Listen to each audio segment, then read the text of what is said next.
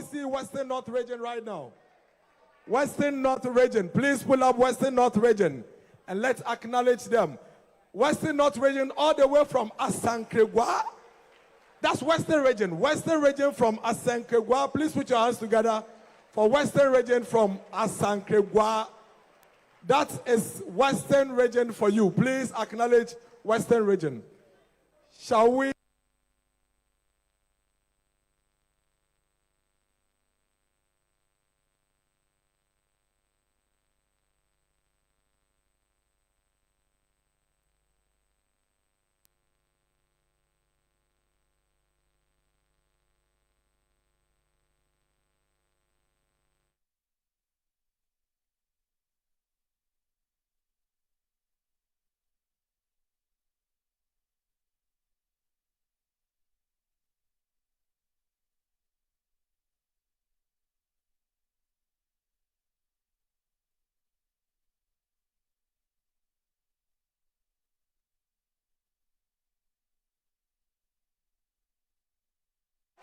Koforidua, are you there?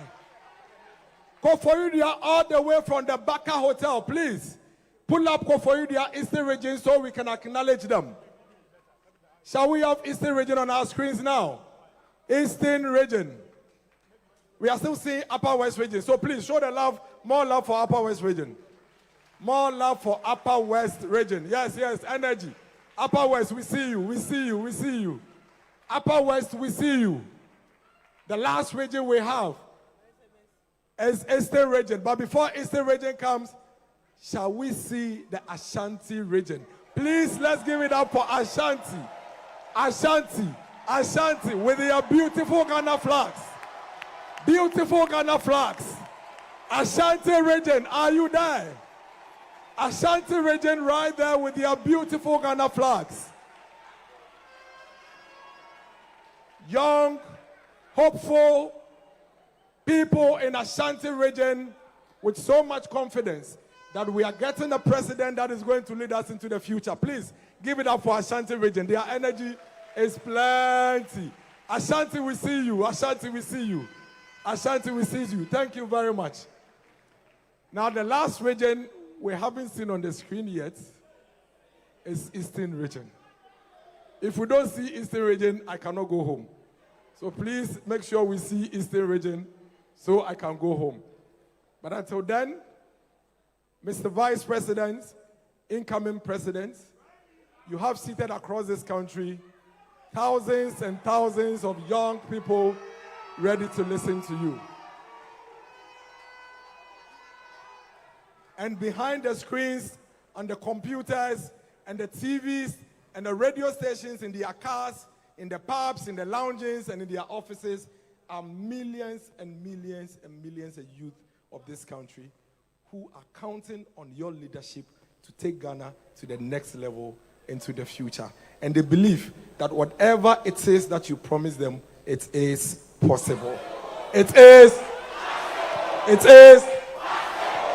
We are in the Adenta constituency.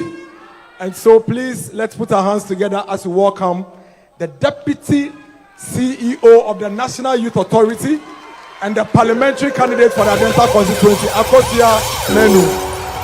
Akosia Menu.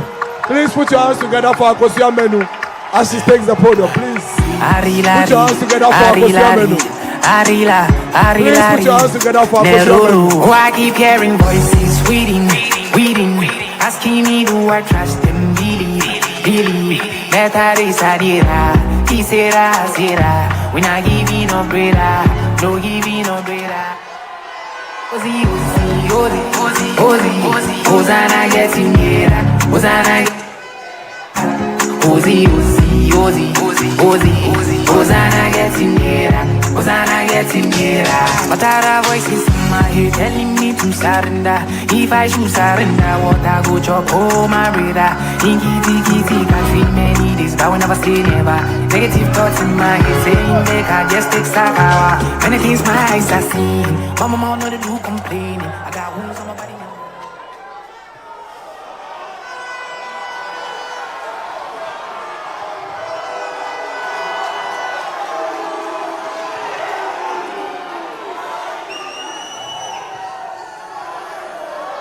Ministers of State, parliamentary candidates, the beautiful youth of Ghana,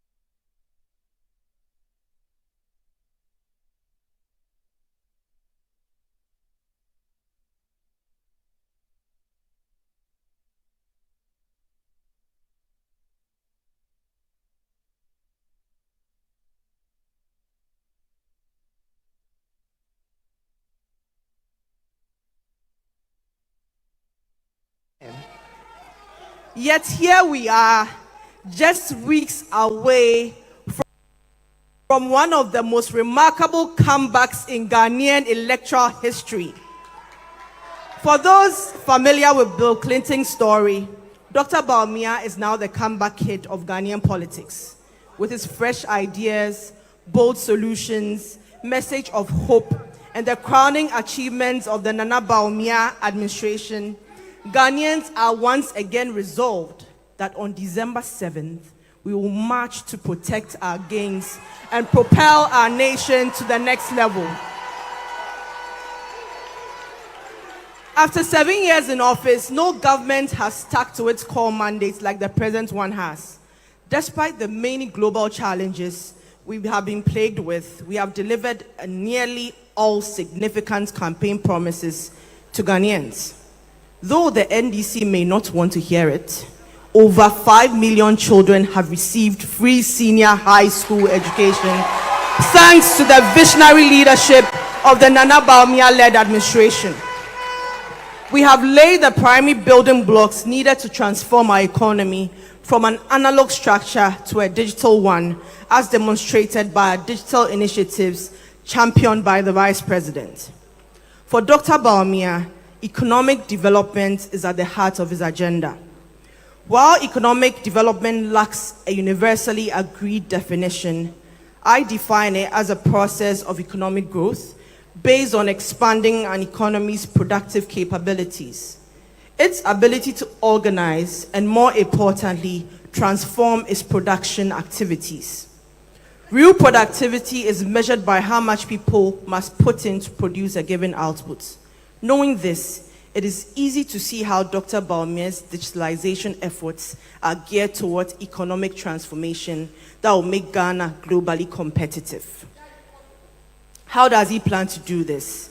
By respecting the Ghanaian people and delivering his message without insults, running an issues-based campaign that is genuinely unprecedented. We may have our differences, but every well-intentioned Ghanaian agrees that we do not need to see presidential candidates resorting to insults to make a point. Instead, we believe in the idea that let 100 flowers bloom and 100 schools of thought contend for Ghanaians who make a well-informed choice about the kind of president we want out of this contest. Ladies and gentlemen, for our Gen Zs at home, as we enter our voting booths, we will make a choice. We'll decide between those who oppose free SHS and Dr. Bawumia, who championed it. We'll decide between those who froze employment and Dr. Bawumia, who helped create millions of jobs. The youth especially will have to decide if we want to join global digital revolution and compete on the international stage with its plan to train 200 youths in digital skills in its first 4 years, 1 million youths in digital skills in the next 4 years, or collect a cocoa boom in Kokon Kitinkiti. We will choose a Ghana stuck in the past with doomsaw, or one that is racing toward the future. We will need to decide if a man who insults any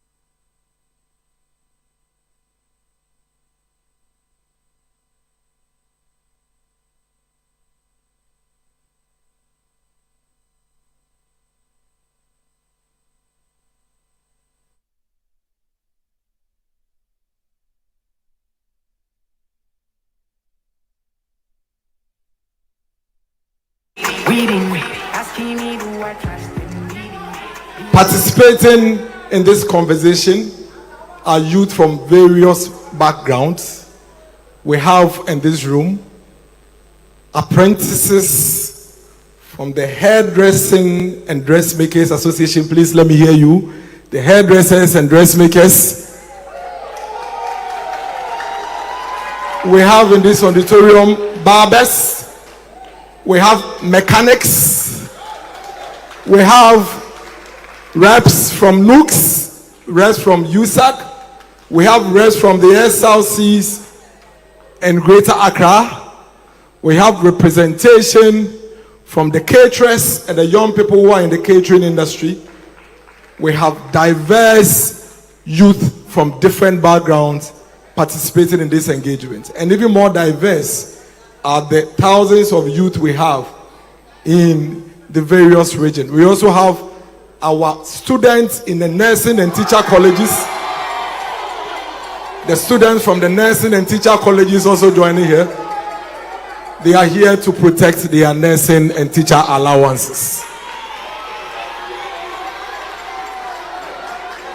Please, let's welcome the National Youth Organizer of the New Patriotic Party, Mr. Salam Mustafa. Please put your hands together for Mr. Salam Mustafa, the National Youth Organizer of the New Patriotic Party, the leader of the young people of the party in government, the man championing the cause of the young people of this country.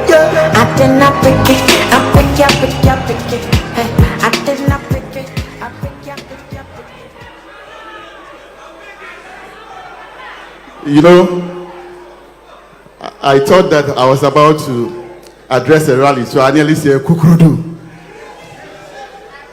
and Choboy. Good evening, young men and women. And from across the world, and from the north to south, east to west, wherever you are watching us from, I say good evening to you all. It is with absolute delight that I stand here this evening as the national youth leader for the biggest party in Africa, the New Patriotic Party, proudly.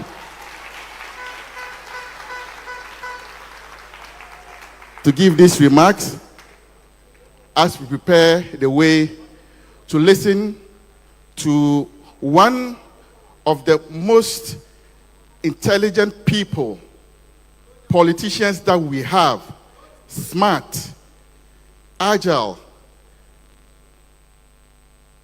caring, truthful, straightforward, credible, and by the grace of God, the incoming president of the Republic of Ghana.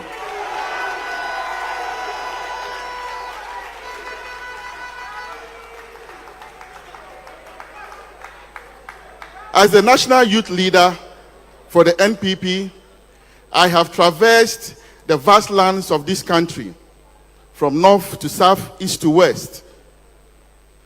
I have had interactions with thousands of young men and women, my colleagues, thousands and tens of them. And all of these discussions, one thing runs true: jobs, employment, and lack of it. It is with joy that I stand here today that a leader recognizes this huge problem in our country and has decided to make it the front burner issue and what keeps him awake in the night. This shows that this is one true leader who will transform the lives of the young people of this great nation.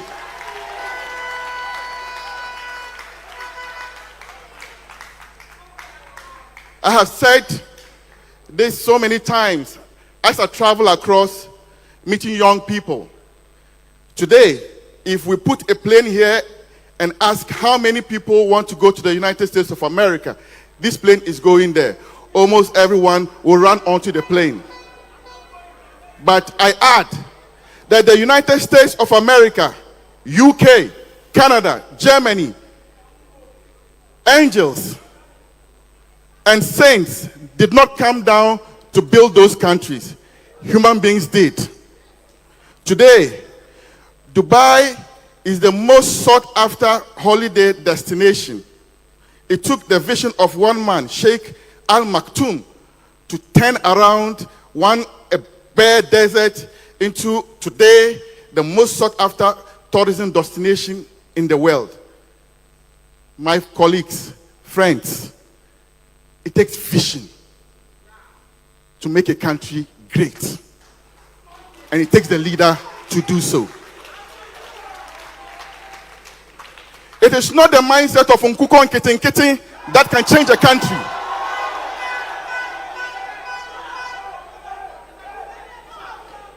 But bold solutions that traverse time and addresses problems. So today, we have a problem fixer, a thinker, a visionary who has said that for me, my presidency is going to be about addressing one of the most fundamental problems young people face in this country: jobs and employment. It is very sad when you go across and you meet able-bodied, healthy young men and women sitting at home doing nothing, most of whom sometimes have graduated from our tertiary institutions. For me, it breaks my heart as a youth leader and a youth activist. And I am thrilled that it has touched the heart of another person who yearns to lead this country, Dr. Mahmoud Bawumia. And he says, the youth of this country, I am going to show you a plan.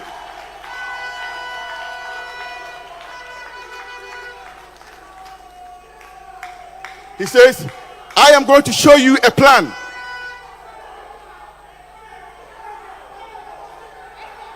It is possible. It is possible. It is possible. It is possible. Thank you. Thank you. Thank you. Thank you. Thank you. Today, he has decided that he will speak to the young people of this great country of ours and let you know that all hope is not lost. There is light at the end of the tunnel, and that there is a leader who can make it possible for you to thrive in this country. Therefore, I want to entreat you from wherever you are watching from the Upper East, Upper West, Ashanti, Western, Northeast, Greater Accra, wherever you are. Let's listen to this great leader of ours. And let's go home believing that indeed it can take the vision of one man to have the youth of this country become some of the most competitive youth across the face of the universe. And indeed, it is possible.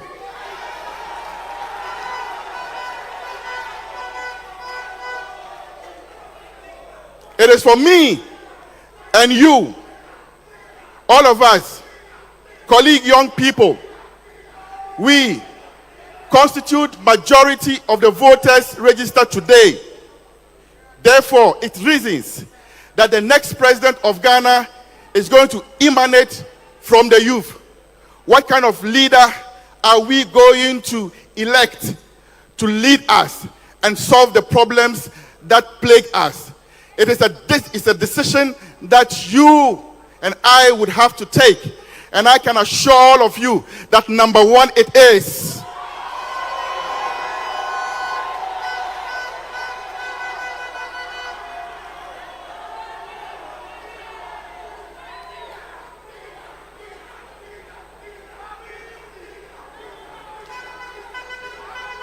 Thank you. Thank you. The differences are huge, and I will not even waste my time between Dr. Bawumia and the others.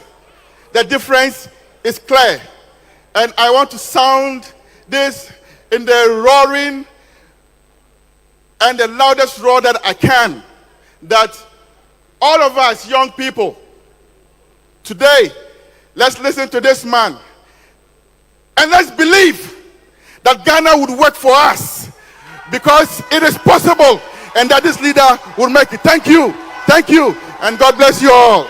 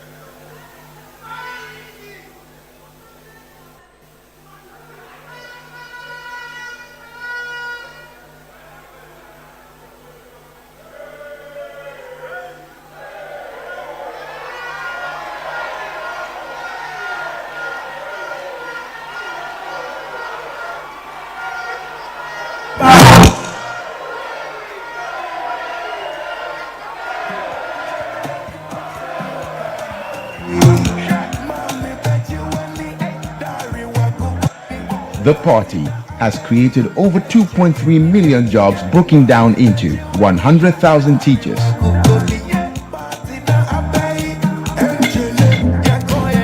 54,000 healthcare workers, 40,000 personnel in police, military, fire service, etc. 200,000 industrial jobs through One District, One Factory, One D, One F initiative.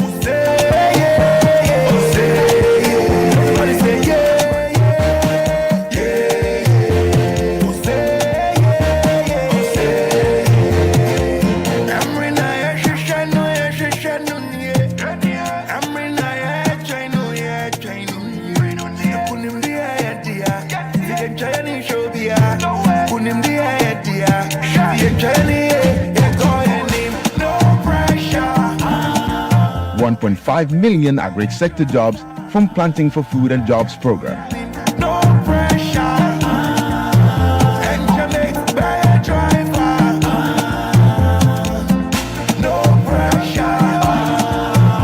150,000 service sector jobs through various government and private initiatives. Over 150,000 jobs through the Youth Employment Agency and 100,000 NAPCO jobs. 100,000 SME jobs. In construction, 60,000 jobs through road, housing and other infrastructure projects.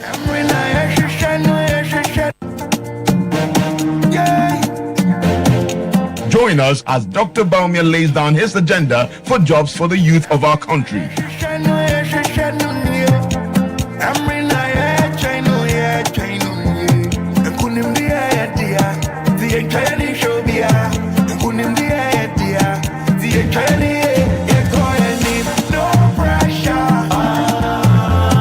Over the past 8 years, the NPP has been committed to creating jobs and transforming lives across Ghana. From infrastructure development to manufacturing to economic policies, the NPP has laid a strong foundation for job creation. See, victory is not far away. We thank God, say you come my way. Mommy, bet you any diary what could be. The party has created over 2.3 million jobs, broken down into 100,000 teachers,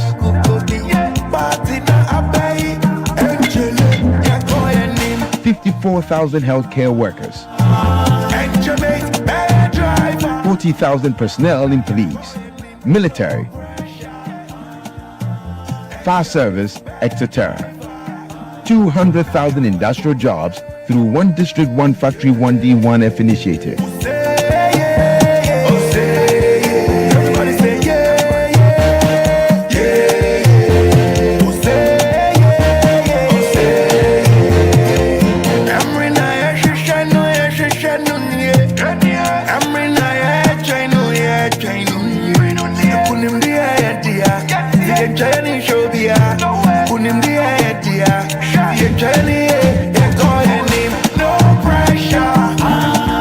$1.5 million agri sector jobs from Planting for Food and Jobs program.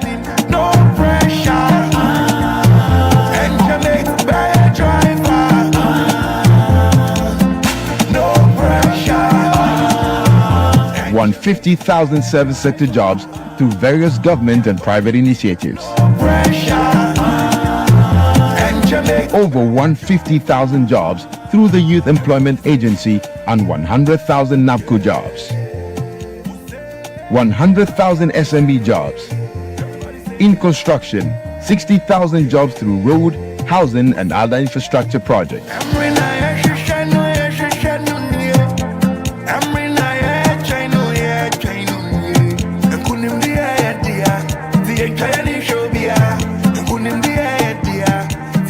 60,000 jobs in ICT and tech startups. 50,000 tourism sector jobs.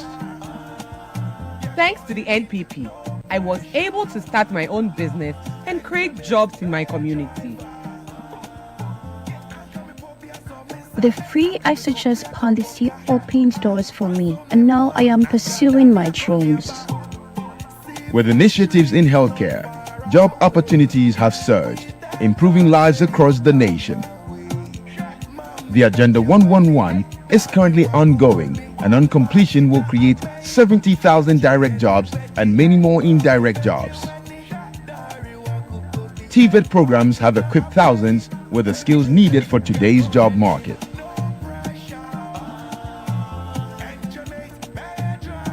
The NPP's digitalization efforts have created a thriving tech ecosystem, paving the way for future innovation.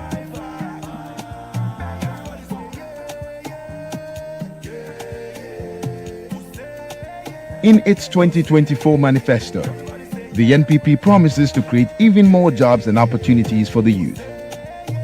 These include free tertiary education for students with disabilities, student loan without a guarantor, expansion of TVET programs to reach every corner. The NPP promises to boost the digital economy with new tech hubs and innovation centers.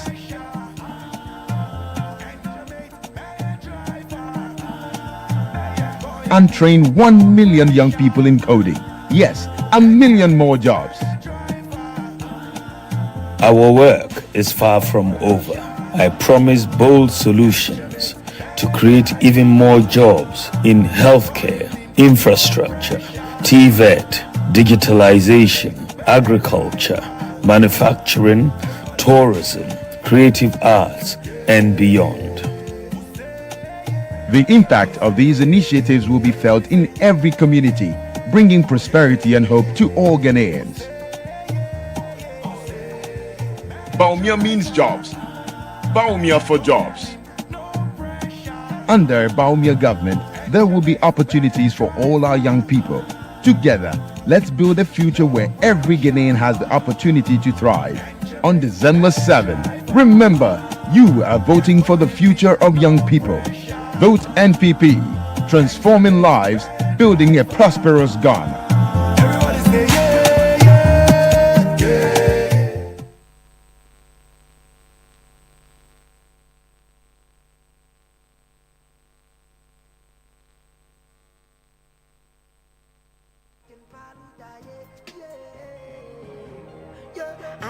pick it, I pick ya, pick ya, pick it. Hey, I did not pick it, I pick ya, pick ya, pick it. Shaking my meal, I get it, I get it, I get it, I get it. Baby, I so swan, I pick it, I pick ya, pick ya, pick it. Ladies and gentlemen, please put your hands together for Dr. Mahamudu Bawumia for his visionary leadership for the good people of this country, especially for the young people of this country. We have the Motor Riders Association with us. Are you here, the Motor Riders? Please put your hands together for the Motor Riders for us. The Motor Riders Association are here with us. We have the young assembly members in Greater Accra. The assembly members who are young assembly members, put your hands together for the young assembly members in Greater Accra. Thank you. Ladies and gentlemen, like I said earlier on, I indicated that we have across the country millions of young people who are participating in this event. And let me indicate, this is participation. They are not just watching, they are engaged just as we are here. And this is only possible through digitalization. Digitalization is connecting communities, connecting regions, and connecting societies. We are about to hear what is at stake for us in terms of job creation going into the future of Ghana. Now, I would crave your indulgence to ensure that whilst we listen to the Vice President, we have utmost concentration as we listen to him. At this juncture, the Gen Zs, the young persons in secondary school, the young persons aspiring to go to secondary schools, the apprentices, the young businessmen, young executives, and young entrepreneurs across Ghana watching, and for all of us here in this auditorium, please, let's be upstanding as we put our hands together and welcome the presidential candidate of the New Patriotic Party for the election 2024, Dr. Mahamudu Bawumia. Oh yeah, yeah. Kimpaluta senge, Kimpaluta yeah. Ouch. Yeah. Me didn't have a yassido. Nanka me deteka, ya kwa me nkot ya kwa me mba. Pressure nkwana me daminda. Me didn't have a yassido. They spit on my face, so they block our way, so yo. Me na shira, na shiro. Me say what you mamia, me say me chema o. Na me na shira, na shiro. Me say what you mamia, me say me chema o. Me didn't have a yassido. Na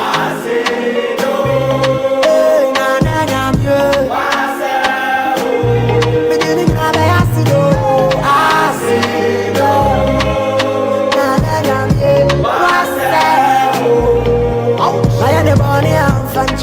Why am I born? I'm in Fanche.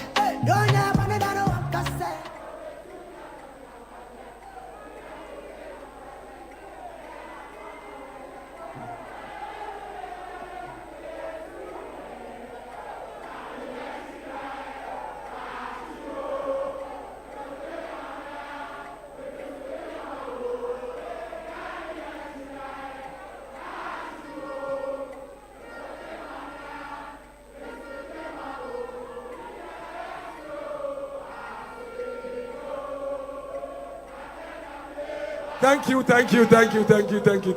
Thank you very much. Please put your hands together for yourselves. Thank you. Thank you very, very much. This is so exciting to be here this evening, and I know that the youth of Ghana have joined us from all the regions, in Upper West, Upper East, Savannah, Northeast, Northern Region, Bono East, Bono, Ahafo, Western North, Western Region, Ashanti Region, Volta Region, Oti Region, Central Region, Eastern Region, and Greater Accra Region. Thank you all for making the time, and I greet all of you. I wish you a very good evening. Fellow ladies and gentlemen, youth of this country, tomorrow will be exactly 12 months to the day I was elected by a clear majority of the New Patriotic Party to lead the party as its presidential candidate for the 2024 elections. 34 days from today, you, the millions of young people of Ghana, will form the majority among the 18.7 million voters who are expected to cast their ballots. Your task is to perform two simple but extremely important duties. One, choose a parliamentary candidate to represent your constituency in the 9th Parliament. Secondly, you will be choosing the next president whose responsibility is to provide for your present, to facilitate your future. From what I gathered in my interactions with you as I went around the country, I can sum up the priorities of the majority of you in 3 categories: education, skills, and jobs. Once you have an education and you acquire employable skills, what is left is to thrive in an economic environment which can generate a large and expansive pool of good jobs with good pay, whether as an entrepreneur, self-employed, or employee. In my conversation with you today, I will touch on all 3 and the business-friendly environment that my government, inshallah, will generate to make it all possible. I will outline the bold economic solutions that we plan to roll out, which will make it possible to create millions of jobs if I am given the mandate on December 7th, 2024. I have chosen this occasion to have a conversation with you, the young people of Ghana, mainly to remind you of the commitment I made to you exactly a year ago to make you my #1 priority. My commitment is to transform Ghana, to build on the economic recovery we are witnessing by introducing bold, business-friendly policy initiatives from January 2025, which are designed to stimulate significant economic activity. I am confident that these initiatives will create the large pool of diverse jobs that the young people of Ghana desire and deserve. Distinguished ladies and gentlemen, just to give you a little indication about my faith in what is possible for us to achieve together, beginning January 2025, the growth of the Ghanaian economy has been revised upwards to 4% for 2024 and higher in 2025. To put it into perspective, the economy grew by a mere 3.4% in 2016, the last year under President John Mahama. In fact, in 2025, Standard & Poor's is more buoyant with their forecast at 5.4%. I am even more optimistic that it is possible to do even more if, with your vote, you elect me as your next president and we implement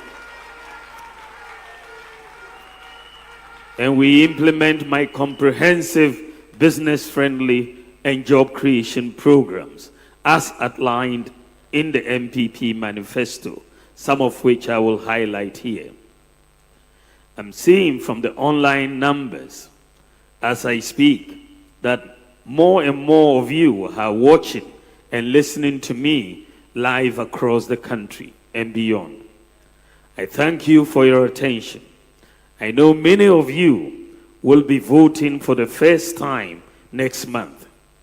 Indeed, 8 years ago, many of you were too young and therefore could not vote in 2016. Perhaps too young to remember self-inflicted crisis and homegrown hardships that my opponent put the nation through at a time when the whole global economy was rather stable and growing.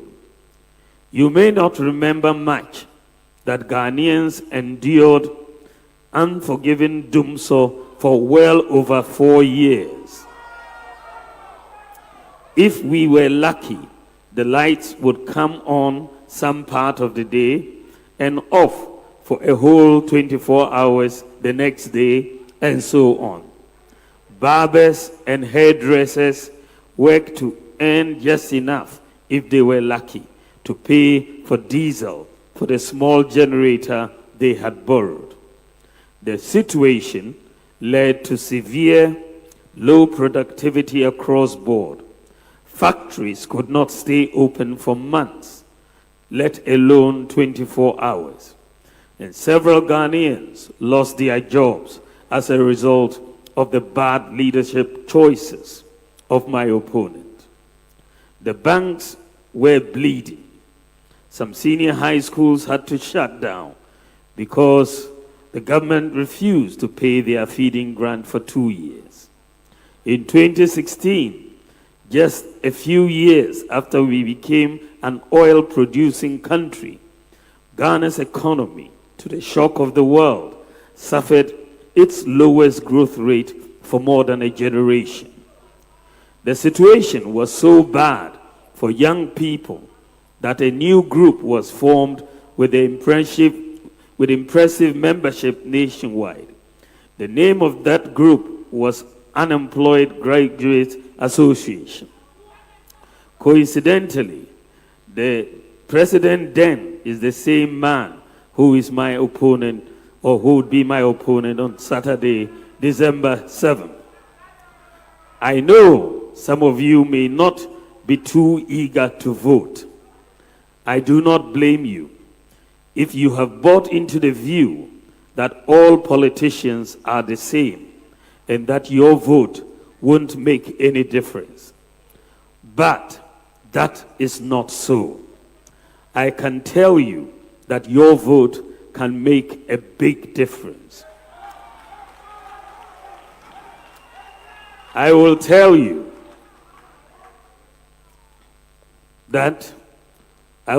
why we are all not the same and cannot be the same. I am not John Mahama. He is a former president and a former vice president and president.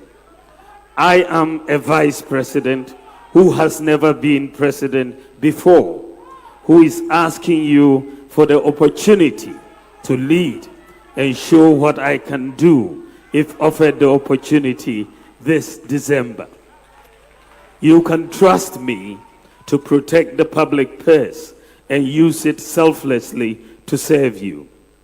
To the young voters of Ghana, I will say to you, do not switch off. I ask you to get involved.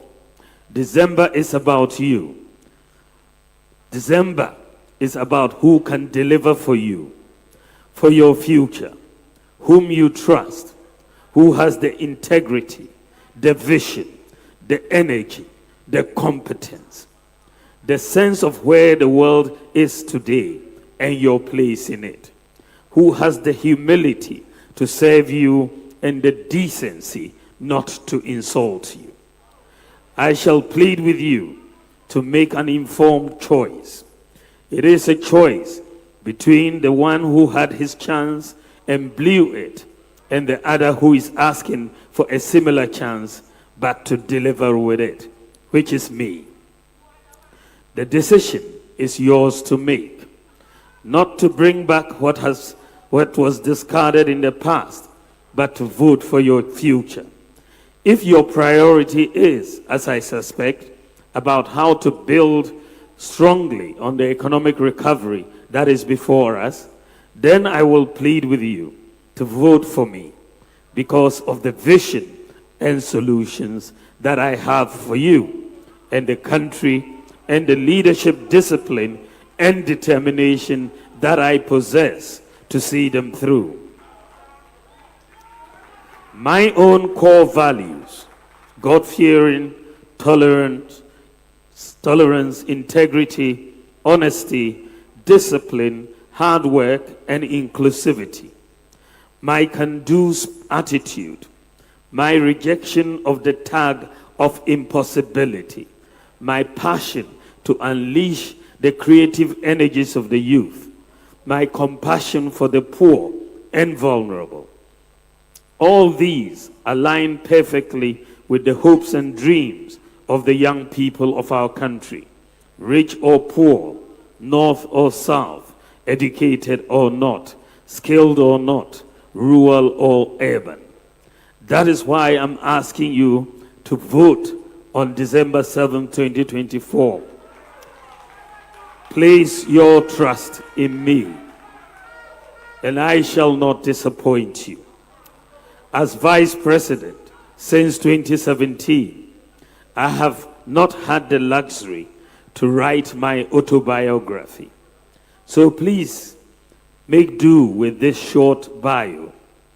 I was born in Tamale on October 7th, 1963, to Alhaji Mumuni Bawumia and Haji Mariama Bawumia.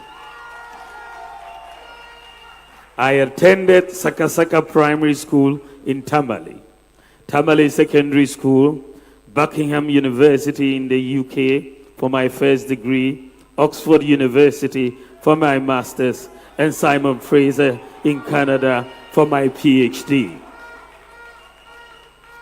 I know what it's like to be unemployed. I have been a farm laborer before. I have been a taxi driver before. I have been a cleaner before. I've been a teacher, a technocrat, a banker, a running mate, a vice president, a father, and a husband.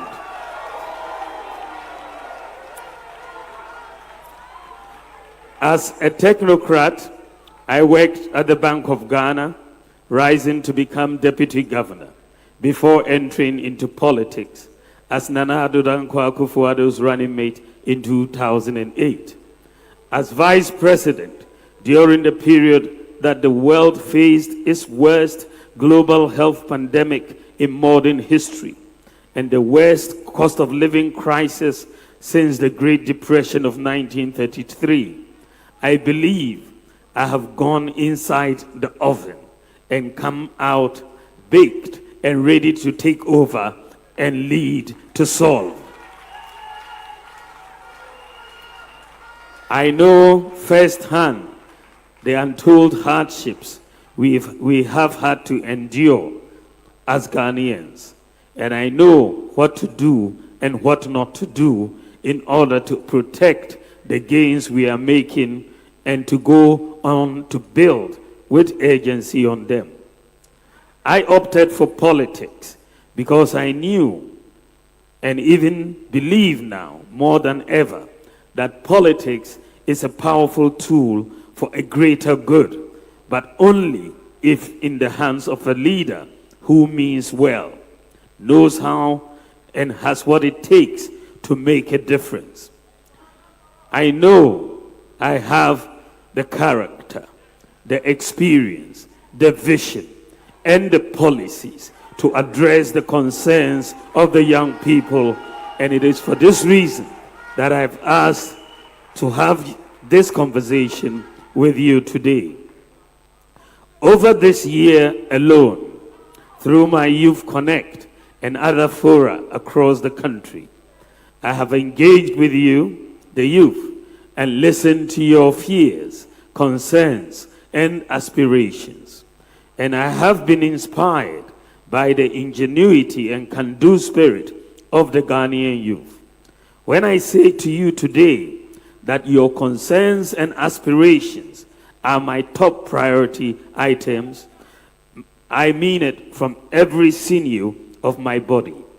Indeed, I have been consistent right from the onset in making the destiny of the youth of Ghana my utmost priority.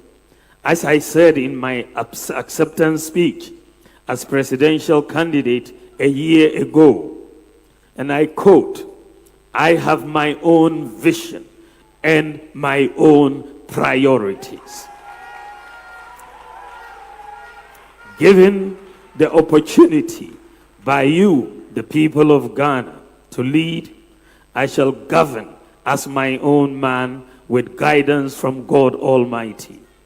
My vision is to build an inclusive, food self-sufficient, job-generating, data-driven and systems-based nation that will fully participate in the global digital revolution to solve our problems, and also usher in a golden age of benefits from our natural resources. I want to lead a nation that improves and unleashes the talents of our youth and offers good jobs with good pay and sustainable growth with macroeconomic discipline. As presidential candidate of the New Patriotic Party, this is my commitment to the youth of Ghana. The talent of our youth in various sectors, such as information technology, robotics, entrepreneurship, creative arts, sports, and so on, is just amazing. When we bring the talents of the youth together, we will surely build a mighty nation. Together we can transform this nation and do even more in many areas. I therefore invite the youth, particularly the Gen Zs, to join me in this journey of great possibilities. I have a place for you. Ladies and gentlemen, true to my quest for inclusivity, I want to ensure that the specific needs of young people are sufficiently addressed by my government, if given the mandate, because I see that as vital if we are serious about making a difference in the long term. If you elect me as your next president, I promise to involve you, the young people of Ghana, in the formal political processes. Your voices to be heard and your ideas drafted into formulating policies of government. My goal is to lead a government that makes our young people a positive force for a change that they themselves seek and our nation desires, which I know is necessary for the peace and integrity of our democracy. Ladies and gentlemen, our job creation plans. The government, recognizing and understanding that there are conditions that create sustainable and decent jobs, has implemented numerous policies to this effect. And in the first case, when we came in, we were clear in our view that we should create and expand educational opportunities for everybody. The free SHS policy, with about 5.7 million beneficiaries, is one of the critical policies to lay the foundation for decent and sustainable jobs in the future. Expansion of second cycle education with the free SHS policy enhances the skills of all beneficiaries who some hitherto might have fallen off the educational ladder due to financial challenges. Technical and vocational educational training, TVET, has not been left out. There is a need to train Ghana's labor force with the right skills needed to drive industrialization. And this is why we have made TVET free, just like senior high school. The Akufo-Addo-led administration in the last 8 years has undertaken massive investment in TVET. In fact, I believe that this is the largest investment in TVET by any government since independence, including science, technology, engineering, and mathematics, STEM. The vision is to prepare the country's emerging labor force with the right training, skills, and education for the fourth industrial revolution. More so, this is also to address the mismatch between skills of the labor force and the demands of industry. My government will build on this by expanding educational opportunities for all. My government will, among other things, increase the stock of student accommodation in our universities and other public tertiary institutions to address the housing deficit on our campuses and make them affordable. We will introduce free tertiary education scholarship for persons with disabilities to remove financial barriers to pursuing their educational goals. We will also set a quota for the recruitment of persons with disabilities in all government recruitment and also provide incentives to the private sector to recruit persons with disabilities. We will expand the eligibility for the student loan scheme to include all post-secondary students, including certificate and diploma programs, and prioritize and direct a significant proportion of national scholarship schemes towards training and skills development. We'll protect and enhance the free SHS and free TVET, which is truly transforming lives and changing the life outcomes for millions of people. We'll continue to develop additional infrastructure for our educational institutions to meet the increased numbers that are resulting from the free senior high school policies. Distinguished ladies and gentlemen, a conducive economic environment is a prerequisite for decent and sustainable job creation.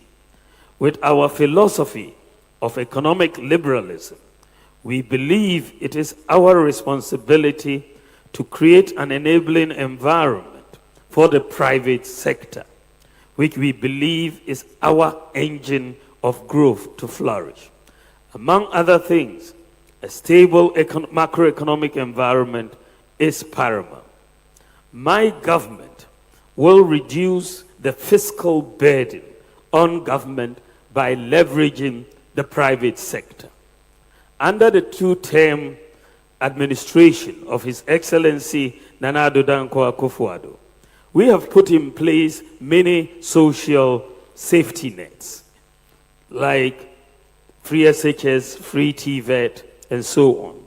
With all these social safety nets in place, my government will now focus on jobs and wealth creation by the private sector for all Ghanaians.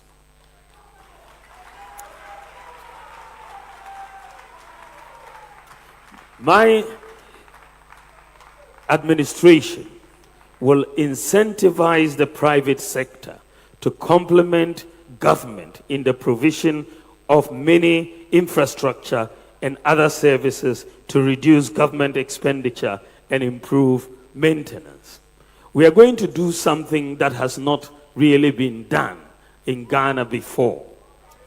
We are going to move to engage the private sector to build roads, schools, hostels, houses for government, and to rent or lease to own. The demand for roads construction is massive, and this has historically placed a huge burden on the budget. I believe that the private sector should finance the construction and maintenance of roads through PPP concession arrangements.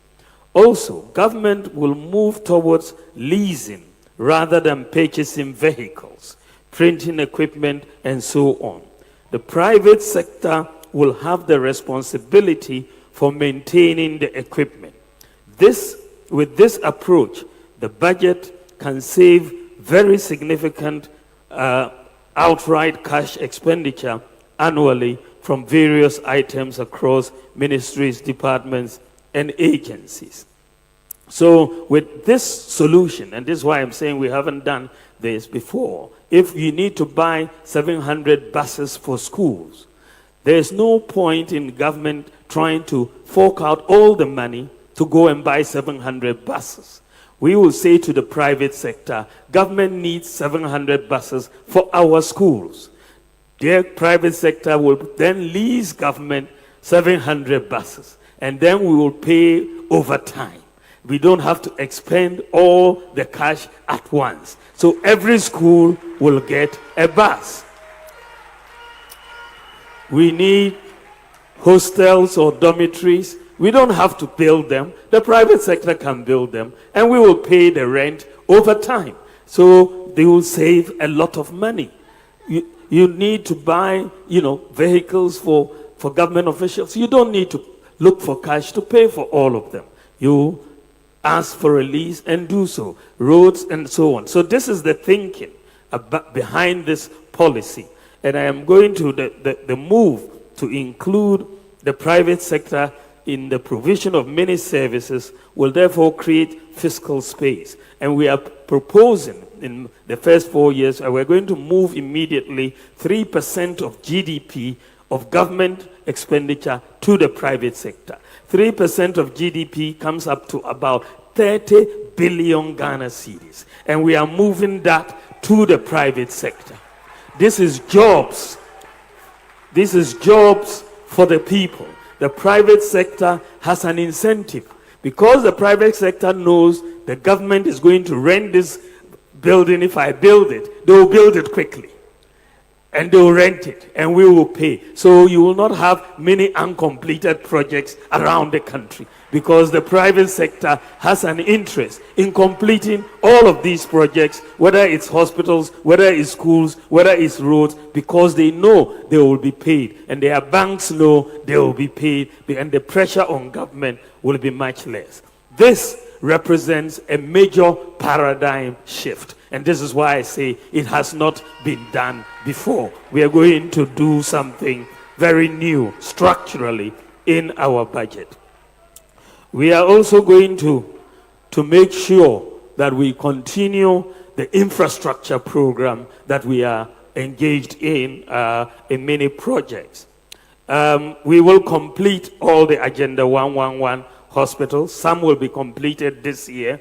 Most will be completed next year. But the good thing is that we will be able to recruit about 70,000 to 72,000 health personnel in the Agenda 111 hospitals.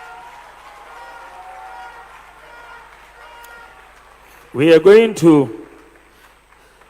focused a lot on roads, and we have not yet finished, but we focused a lot on roads in our last 8 years. You've seen that we've done probably 3 to 4 times more roads than the previous government has done. We focused a lot on roads, but my focus, in addition to roads, by the grace of God, when I am president, I want to focus on railway. Railways are going to be very transformational for this country. We have to link our resources with the ports and other areas. So I'm going to focus on 2 major rail lines, the Eastern Line going to the north and the Western Line through Kumasi, Obuasi, and all of those areas to West Takrady. So we are going to focus on the rail and not just focus on the rail. I was having a discussion with the the dean of the railway school at UMAT in Takoradi the other day. And I said to him, why do we have to import so much to do rail? Because Ghana had been seeing railways since the 1920s. And I want to challenge you that all the key materials, the blocks, that you use, the steel and all of that, let's manufacture all of them in Ghana. Let's manufacture all the materials here in Ghana. Let's not import them. Now, if you are going to do that, you are going to create jobs, and as you lay these rail lines across, we will do it. So let us master the technology. We can do it. And he agreed with me that it was possible, and we are going. So I'm going to insist that we make all these blocks. I mean, we're even importing concrete blocks from abroad for our rail. Concrete blocks, so we have to stop that. We are going to use local materials, which we have the resources to make the steel for the rail lines and create the jobs for our people. So I'm going to focus, because for this country to transform, we need rail. We need rail to explore our bauxite deposits, our iron and steel deposits, and all of that. So I'm going to focus in my presidency in making sure these two lines, the eastern and the western, come into being for Ghana to prosper and for us to create jobs. You will also see that in addition to this, government is commissioned the petroleum hub in Jomoro, the Izima area. And this is a major project. It's a $60 billion project. And the portal has been opened, and we are going to be able to see all the estimates come up with around 780,000 jobs for the petroleum hub. 780,000. The petroleum hub, as at now, has opened the portal for recruitment and for training already, even before the actual work starts on the ground. So they've opened the portal for the recruitment, but this is going to be a major transformational policy, the petroleum hub, which will come, we are going to support. As president, I'm going to move very, very hard for it to come into being. But we are looking at 780,000 jobs with the petroleum hub as we speak. So we have also infrastructure coming up. We've just signed an agreement for a concessional loan with South Korea. The president reached that agreement. It will mature by the grace of God and begin when I am president. $2 billion of infrastructure. And we are going to be building many pieces of infrastructure across the country. We've put together the list of projects that we are going to construct with this, and it's going to create a lot of jobs with this $2 billion investment.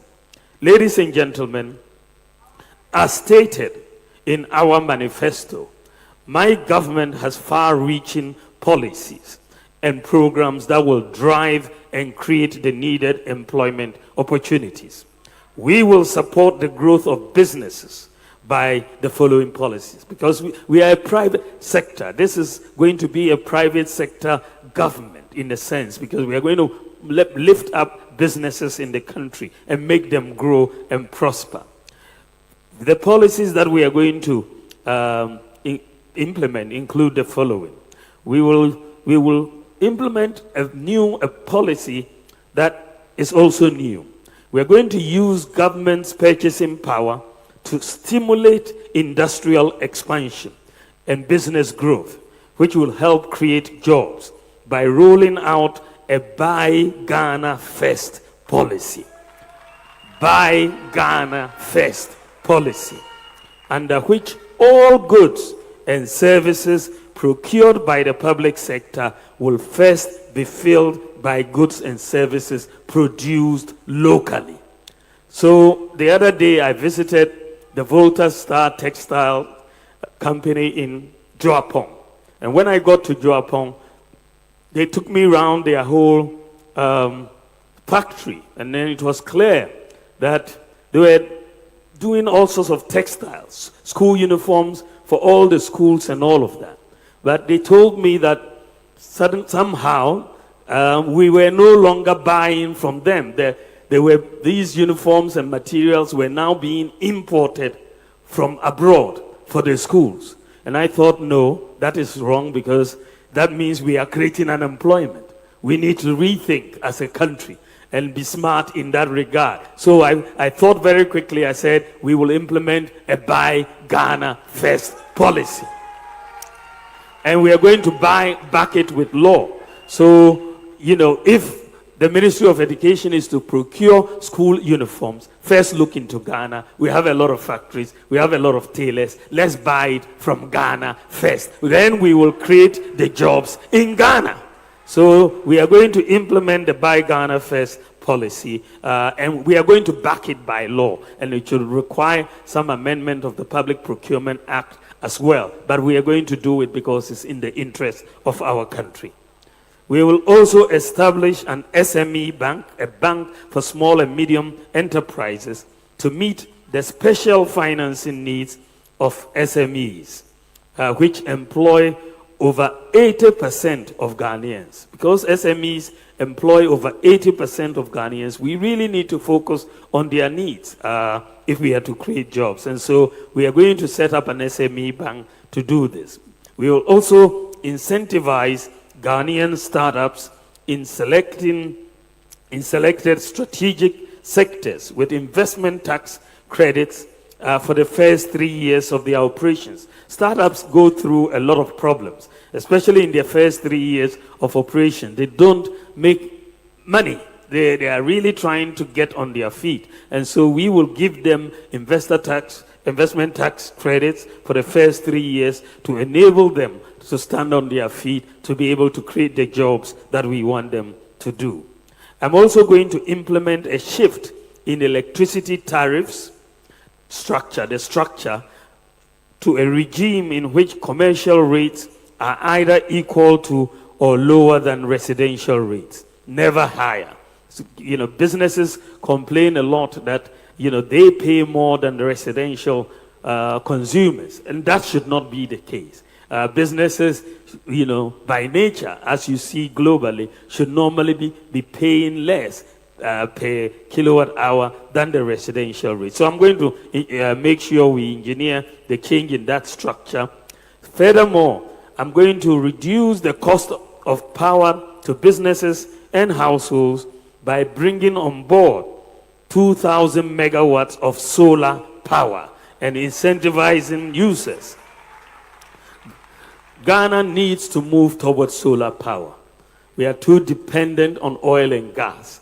We need to get solar power. God has given us the sun for free. We have the technology to harness the solar power. We have started, and we can bring in initially at least 2,000 megawatts. And I believe that this move towards solar power can enable us reduce the cost of power by 50% to households and industry. But 2,000 megawatts of solar power will require a lot of solar panels in the context of solar farms to generate that electricity.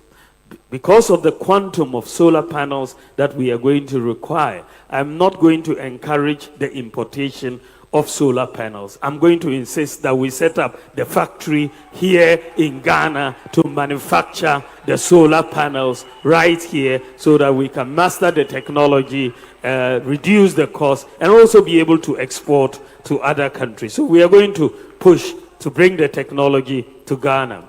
I'm also going to create special economic zones, which will be in collaboration with the private sector at our major border towns like Aflao, Paga, Elubo, Sankasi, and so on, to enhance economic activity and increase our exports as well as reduce smuggling. Ladies and gentlemen, I come to my proposals for tax reform.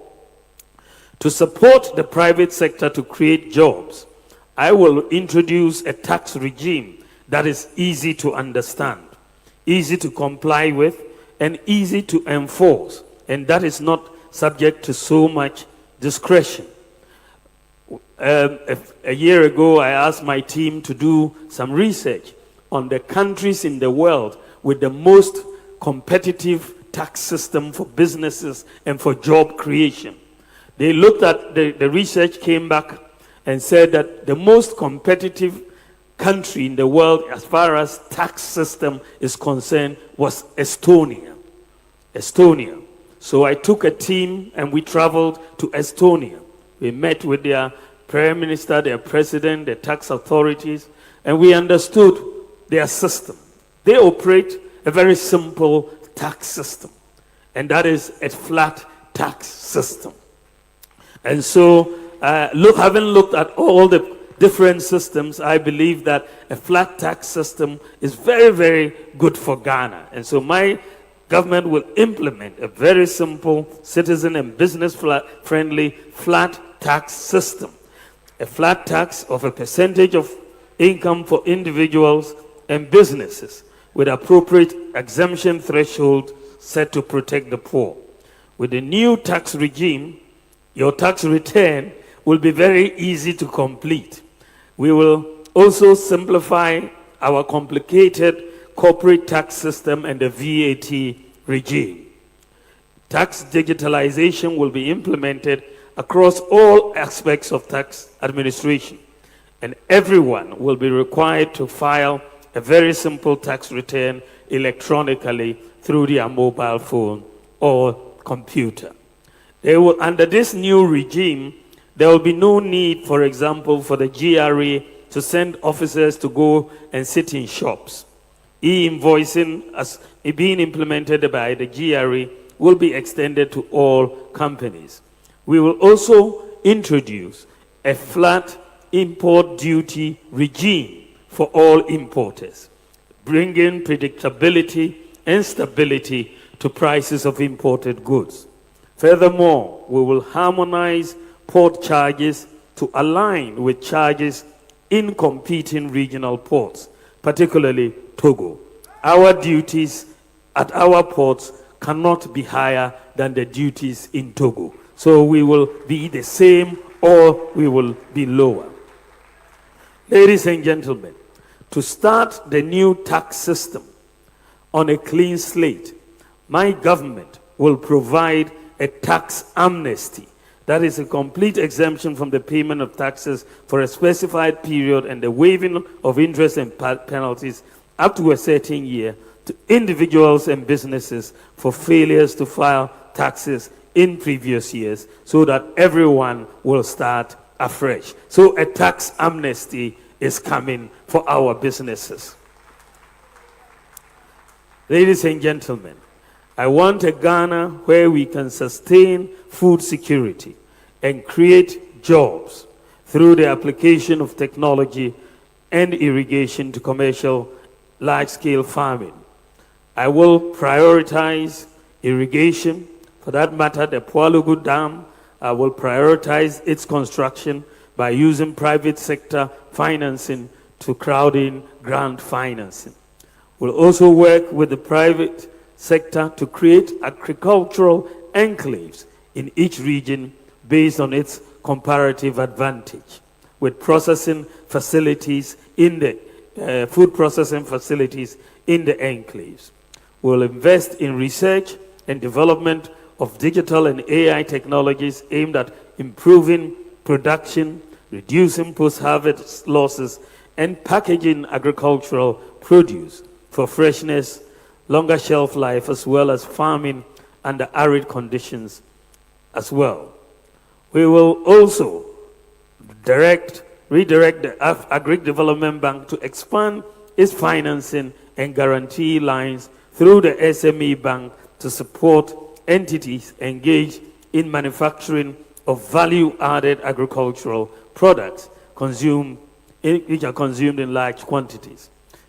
I will also establish district agri-mechanization centers in all farming districts in collaboration with the private sector.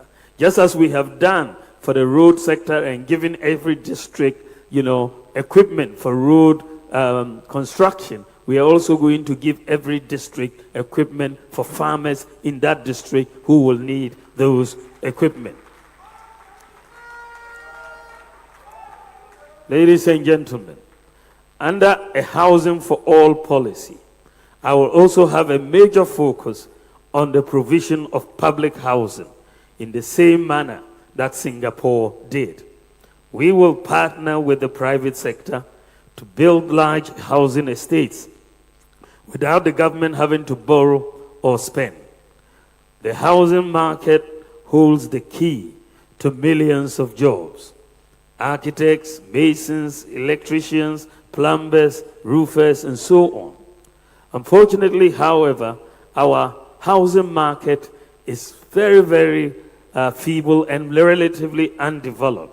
The mortgage market in the United States, for example, is some 12.5 trillion US dollars. That in the UK is about 250 billion US dollars. But in Ghana, our mortgage market is about 250 million US dollars. My government will unleash the job potential of our housing market by completing the ongoing digitalization at the Lands Commission. Title to land should be easy to establish online without reliance on land guards. Chiefs who hold stool land will be allowed to register stool lands without initially paying a fee. Many of them are not able to register their large tracts of land because there are fees associated with the registration. And so they don't do so, and then you have a lot of land disputes coming up. We are going to allow all the chiefs to register all their lands free initially. When they sell, then we can get our fee at the time they sell.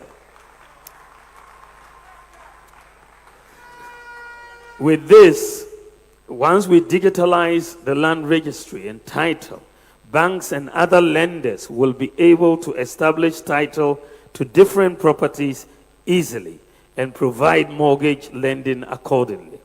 Furthermore, my government will ensure that a variety of accommodation types are available to meet different pockets and needs, such as social housing and affordable housing. Ladies and gentlemen, as president, my government will usher Ghana into a golden age for the maximization of the benefits from our natural resources, like gold, lithium, bauxite, and so on, to create more jobs. The key to doing this is value addition and Ghanaian participation. We need a new paradigm in natural resource contracts. Some of the key policies we will implement to maximize our benefits from our natural resources will include formalizing, regularizing, and regulating environmentally sustainable small-scale mining. Our goal would be to help grow small-scale mining companies into large-scale companies with capacity building and assisting them to access financing to acquire equipment. In line with this, we will license all miners doing responsible mining. District mining committees, including chiefs, will provide the initial temporary licenses. Every Ghanaian in small-scale mining will register under the Ghana Small-Scale Miners Association with their Ghana card. And we will, in collaboration with the large mining companies, convert abandoned shafts into community mining schemes. We will also open more new community mining schemes, and district mining committees should be responsible for reclamation and replanting. We will set up state-of-the-art common user gold processing units in mining districts in collaboration with the private sector, and will provide traditional authorities something new, which is an equity share in all mining concessions under their jurisdictions. My government will also conduct an audit of all concessions with various licenses and new applications. This will allow government to know licenses that have expired, and non-compliance with licensing conditions. We will also establish, in collaboration with the private sector, a minerals development bank to support the mining industry. We will reduce the minerals export tax to 1% to discourage smuggling. And we will establish, through the private sector, a London Bullion Market Association, LBMA, certified gold refinery within my first 4 years. We're also going to make available. One of the problems we have, as I have noted before with Galamsey, is that many people who try to mine have no idea whether there is gold there or not. They do trial and error. But we are going to ask the Geological Survey Authority to provide data on our reserves to small-scale miners so that we know when we say, here there is gold, and this is how you should mine it responsibly without destroying the environment. We'll scale up the use of mercury-free gold catcher machine technology, which is less damaging to our environment. Distinguished ladies and gentlemen, many people, I now come to the digital economy. Many people, including my opponent, do not understand the link between digitalization and the economy. Today, we are in the fourth industrial revolution. The world economy, the global economy, is moving into a digital economy. So if you don't digitalize, you are going to be left behind. There's not going to be much of an economy for you. And this is so simple, and I guess sometimes don't believe that it is not understood. Recently, I think this was last week, I launched the Go Ride app for our local taxi drivers who were being taken out of business by Uber and Yango and Bolt and so on, because they did not have the ability to also digitalize their operations. So we've helped the local taxi drivers to create a domestic app, which is Go Ride. And you know, once we said we were going to do that, people said, but what has this got to do with the economy? You're creating an app. That you don't understand, because Uber, one app, is worth $163 billion. That company, Uber. Ghana, the whole Ghana economy is 75 billion. One app from Uber is 163 billion. Ghana's total economy is 75 billion. So Uber is more than twice Ghana's economy. So it's very important. Today's world, Apple, the company that makes apps that we are all using on our iPhones, is worth $3.5 trillion. $3.5 trillion. That is 46 times the economy of Ghana. One company. Microsoft is 40 times the economy of Ghana. So if you don't understand that digitalization is the future, then you'll be stuck in the past. Then the rest of the world will go and leave you.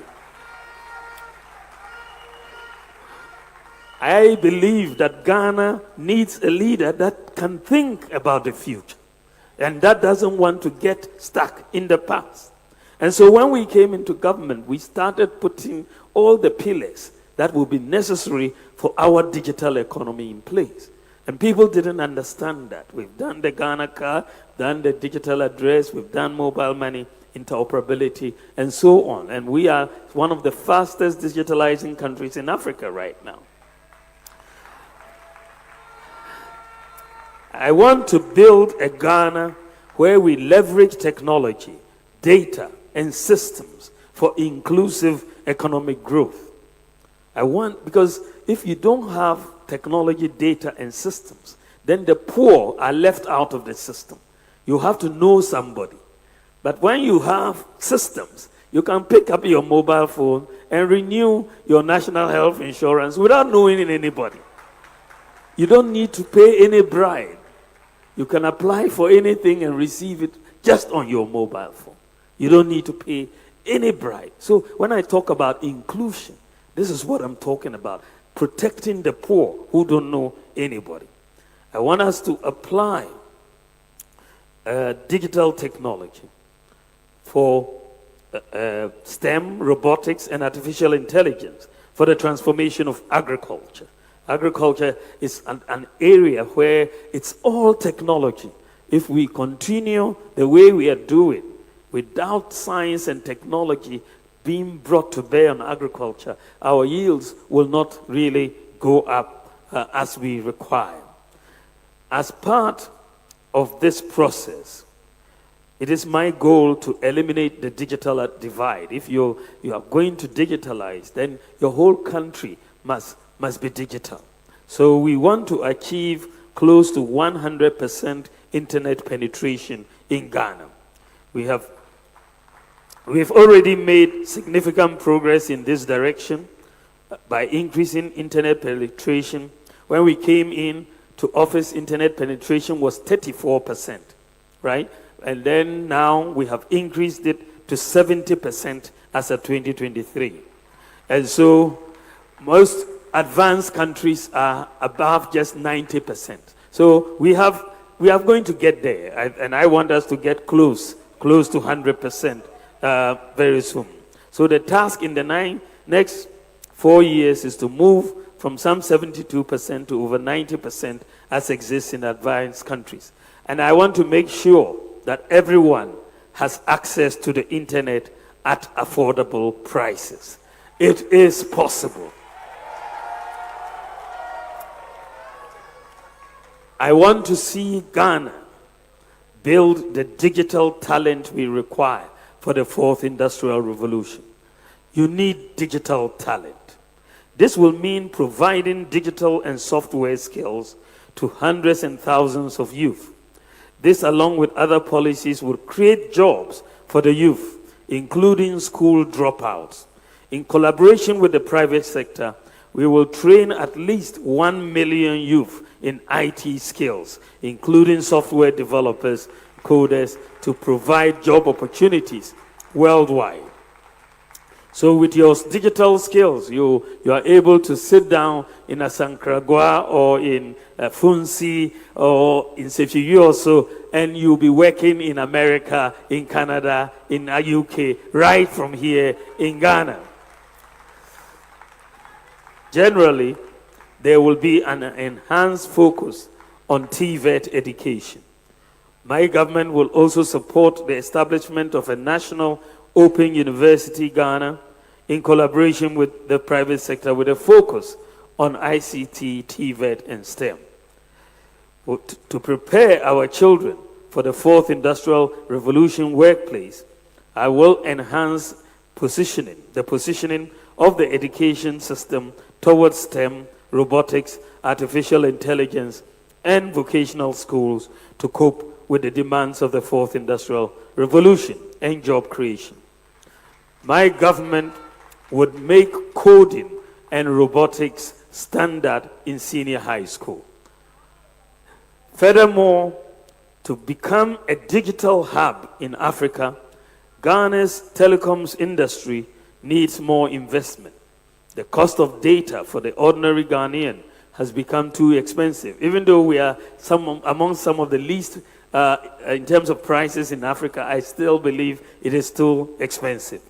It goes against the very ethos of our digitalization journey, and I commit to working with industry players in setting clear policy guidelines that will remove any investor uncertainty and difficulties in business planning, including the expeditious allocation of spectrum driven more by the goal of enhancing digital inclusion and less by revenue considerations. We will work with educational institutions and leading Ghanaian and global tech firms to establish a national robotics, engineering, and AI lab for research and training of young Ghanaians locally, and will provide venture capital as well as grant funding to commercially viable tech projects by Ghanaian startups to drive innovation and foster high-tech entrepreneurship, create jobs, and support the growth of Ghanaian high-tech business. We'll also establish, and this we have already gotten commitment from the central bank, we will establish a fintech fund with a seed capital of $100 million to attract additional private sector funding to support Ghanaian startups, developing payments and financial services solutions, especially focused on region-wide and exportable solutions. One of the things that we have insisted on right from the beginning, and what we are going to continue to do, is to make sure that our tech development is driven by local Ghanaian companies. That is what we have done. If you look at our tech development, whether it's the Ghana card, whether it's the digital address, whether it's the mobile money interoperability, Ghana.gov, e-pharmacy, and so on, we have driven our tech development by local companies, and recently GoRide and so on. And that helps our job creation locally rather than bringing it from outside. So we are going to continue to do this. I will also be abolishing, eliminating import duties on mobile phones until manufacturing capacity is established in Ghana, so that we can put smartphones and other phones in the hands of the Ghanaian public at affordable rates. On this digital journey, I will also abolish the e-levy, as we have already stated before. Ladies and gentlemen, I now come to a very important topic in terms of what we can do for job creation. Ladies and gentlemen, in advanced economies, workers are able to easily access credit to purchase basic items such as televisions, cars, mobile phones, and houses. They are able to do so because the credit system works, and it is supported by individualized credit scoring by credit rating agencies. In the advanced countries, people are able to obtain mobile phones for free under contract arrangements with phone companies, for example, based on their credit scores. But for people with impossibility mindsets, they don't understand these things. In Ghana, such a credit system is yet to take root broadly. And therefore, life is harder for workers. It is my goal to make it easier and cheaper to access credit by leveraging on our data and systems, such as the Ghana card, Ghana Post GPS, mobile money interoperability, the DVLA, GRA, bank accounts, and so on, to build an efficient credit system and mortgage market in Ghana, underpinned by individualized credit scoring and digitalization and land titling transfer. It is very, very important, because without individualized credit scoring, which is broad-based, banks don't have enough information to lend to people. And so banks rather will lend to government and not lend to people. But if you have individualized credit scoring, people can buy things. If you're a nurse, you're a teacher, you're a taxi driver, you're a mechanic, you're someone who vends, a street hawker, even a kaya, as long as you can show income coming in through your Momo accounts and so on, you can have a credit score, and the bank can give you credit, and you pay small over time. With a credit scoring system, you don't need to know somebody to get your credit. We will be moving into digital lending. Digital lending. You sit on your mobile phone and receive a credit to say, this is your loan, go and spend it. That is, you don't know anybody, but you have a credit score, and you'll be given the loan based on your credit score. And so we are going to move into a new era that exists in the advanced countries. So you don't need to know somebody to get a loan from Maslow or this or that or that. No. The credit score then becomes your guarantor and the key to open the door to access credit. We're going to move Ghana into a new era. We started, putting things in place when we came into office. In the advanced countries, the individual credit scoring is based on 3 critical pillars. Number 1, everybody has an ID card or an ID number. Otherwise, you won't get credit. Number 2, everybody has a house address. If I give you a TV to pay on credit and you don't pay, I'll come to your house and pick it up. Right? So everybody has a house address. And number 3, everybody has a bank account. So when we came into office, looking ahead, we decided to put these things in place. We've done the Ghana card, so everybody has an ID. We've done the digital address system, everybody has a digital address. And we've done mobile money interoperability, which means practically everybody has a bank account in Ghana. In fact, let me give you one statistic. Ghana is the only country in Africa that has 100% access to financial inclusion. The only country. In the whole of Africa, 100% access. If you don't have because in Ghana, our Momo accounts work like bank accounts. They are interoperable with bank accounts. That is the big difference. And so, if you don't have a mobile account, it's because you don't want one. But if you want one now, right sitting here, you'll be able to open one. It's that simple. And so, we have elevated our financial inclusion. We are the country with 100% access to financial inclusion. So when we came into office, we put in these 3 pieces: Ghana card, digital address, mobile money interoperability. And this is now the foundation for credit scoring. So when we were talking digital, people could not relate it to the economy. They couldn't see what I was seeing. They said, why is this man focused on digital? It's not the economy. But the digital is going to give you money, right? So we've now put all these things in place. And I thought that we would be able to start the credit scoring system next year. But by the grace of God, we are going to start it this year before the end of this year. It is going to make life much easier for Ghanaians as we build our credit and then be able to access loans just like they do abroad. I'm told that the country in the whole of Africa that has an effective credit scoring system is South Africa.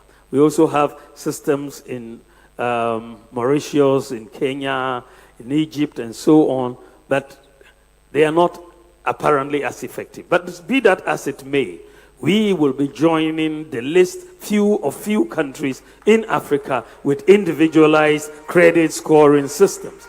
And I will launch Ghana's credit scoring system on November the 7th. So just in a few days' time, Ghana will join what we were thinking only exists overseas. But this will change the game.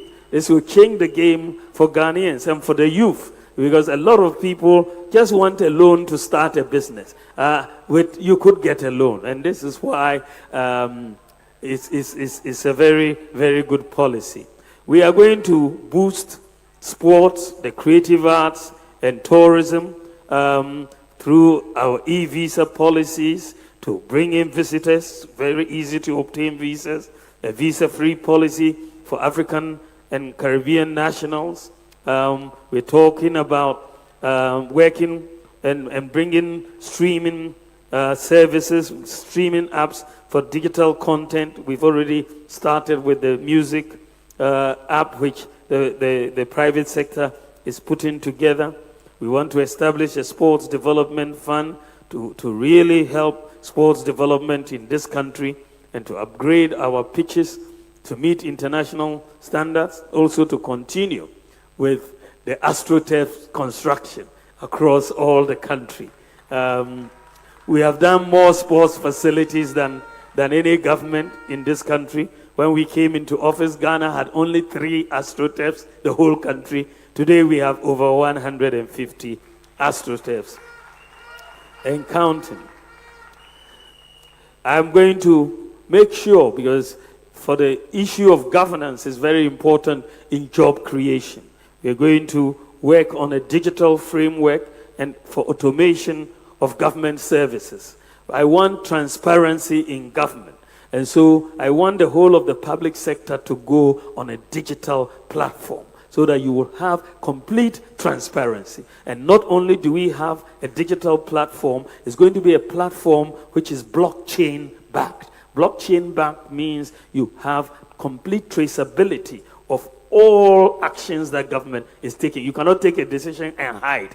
It is available for everybody to see, and that is how we tackle corruption. So we're going to bring in blockchain, we'll put government on a digital platform and make sure that we are able to do this. One of the most potent weapons against corruption is transparency. And you see that a lot of corrupt activity is cash-based. And I want us to really move more in the area of electronic payments to be used in transactions as opposed to cash. So I would like to bring Ghana close to a cashless economy in the shortest possible time.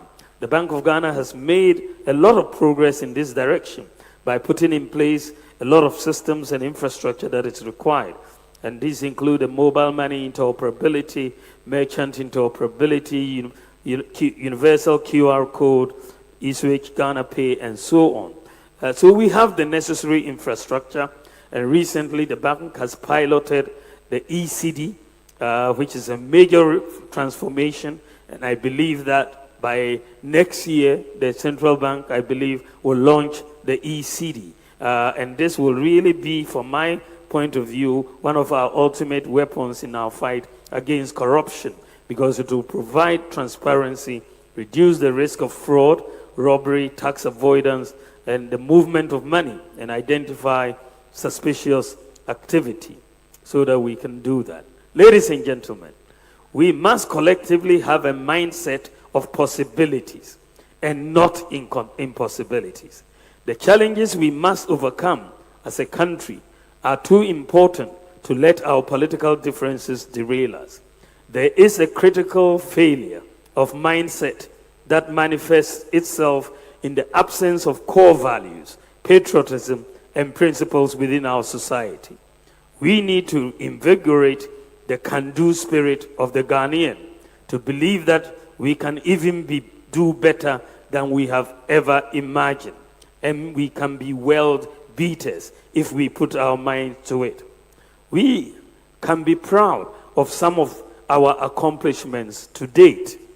Ladies and gentlemen, many may not know, but even in our current circumstances today, Ghana has the second highest education quality in Africa. The second highest education quality in Africa. Tunisia is number 1. Ghana is number 2 out of 54 African countries. Secondly, Ghana has the 7th lowest multi-dimensional poverty rate in Africa. The 7th lowest out of 54 countries. Multi-dimensional poverty, Ghana has the 7th lowest. Thirdly, Ghana is on the list of countries with zero hunger. Zero hunger. Fourthly, Ghana is second on the list of countries with decent work and economic growth in Africa. Second, out of 54.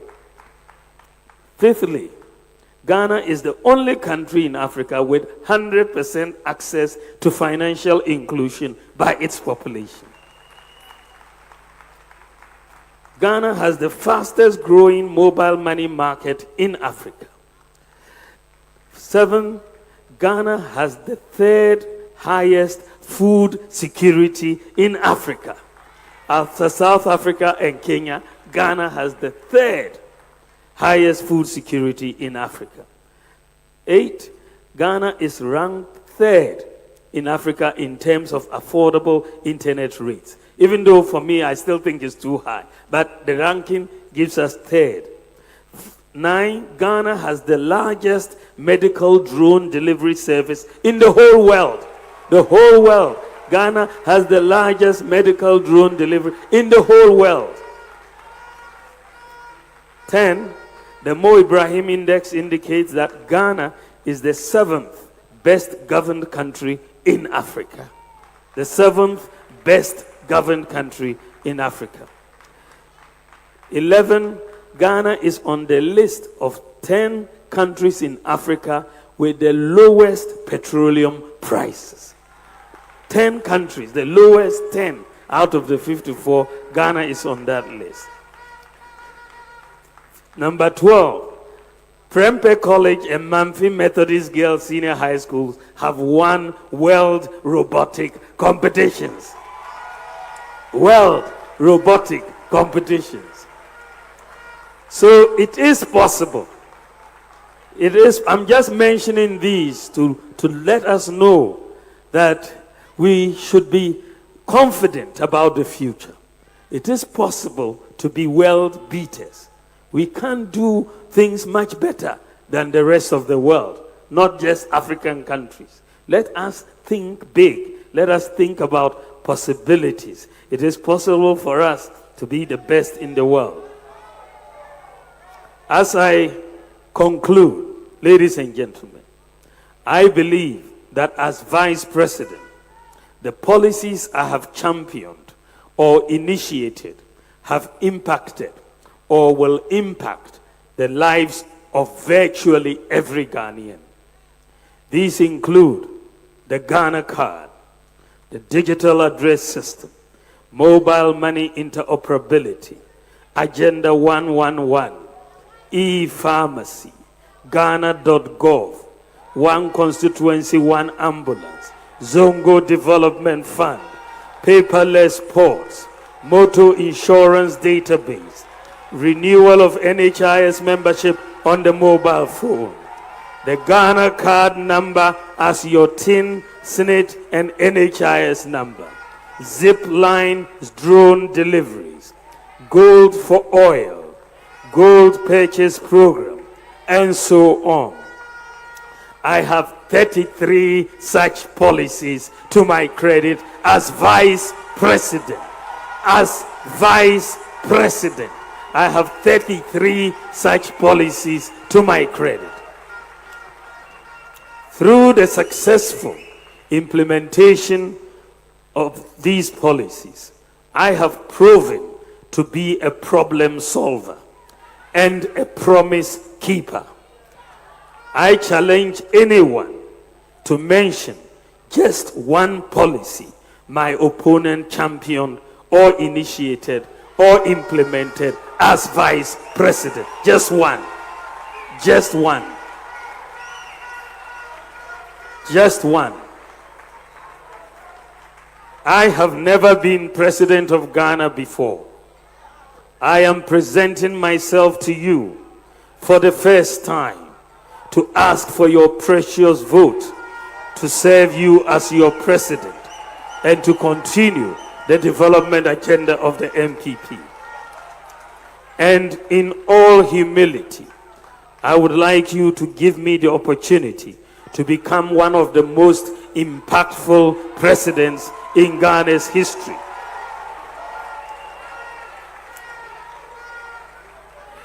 In me, you will have a brand new tear robber president, not a second-hand failed president.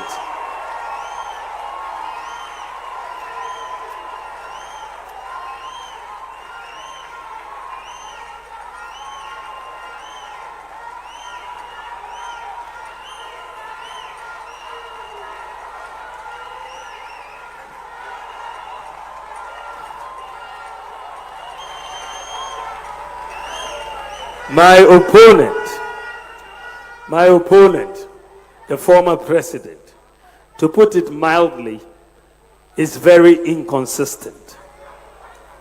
He opposed free senior high school, saying it was bogus and will collapse the economy. But today he says he introduced it. He, as president, introduced the teacher licensure exams. But today he says he opposes it. He abolished teacher and nursing training allowances.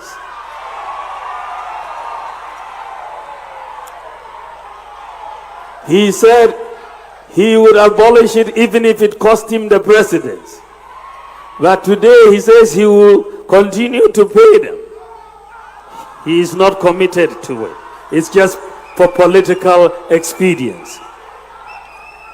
He has touted in the past infrastructure as one of his achievements.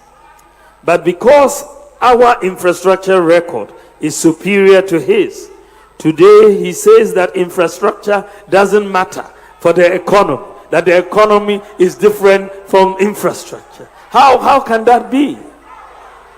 I mean, really, for someone who has been president of Ghana to say the infrastructure doesn't have anything to do with the economy, then I understand why the economy collapsed under his watch. Today he says there is no link between digitalization and the economy. Right? How can that be in this fourth industrial revolution? How can we have a leader who doesn't appreciate the value of digitalization in a digital global economy? He should not be allowed close to the presidency with that mindset. He should not be allowed close to the presidency with that mindset. A leader who doesn't understand digitalization in today's world wants to be president of a country like ours, trying to move forward into the future? No. Ladies and gentlemen, his signature economic policy, the 24-hour economy, has defied explanation and understanding. It's basically a case of one day, one explanation, including the rearing of lions and elephants. The latest explanation that I have heard from them is that for one job, you will have 3 shifts and 3 workers.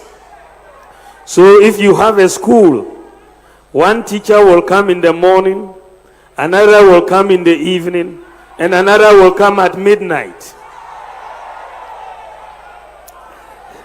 including kindergarten teachers. He also says it is voluntary and will be implemented gradually. Ewurade Nyankopɔn.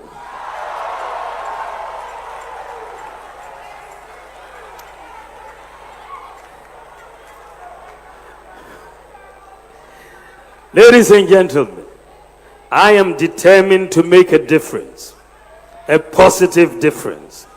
I will work for you and with you, with honesty and integrity, with wisdom and decisiveness. I have clarity in my mind as to what I want to do from day one if you make me president. I will not ask for a honeymoon to cool off and think about what to do with the responsibility you would give me. I am prepared and ready to work if you give me the opportunity. You know what I stand for. You know my vision. I believe in the ingenuity of the Ghanaian.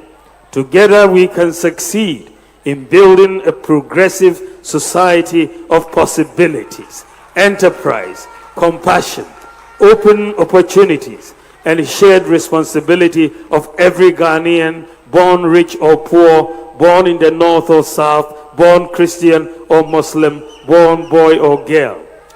To the youth of our country, let me repeat my appeal to you. Our nation is at a crossroads. We are preparing to elect a new president on the 7th of December 2024, and I believe I would serve our nation better as your next president. I am a problem-solving leader. In the last 7 years, I have, with the blessings of President Akufo-Addo, led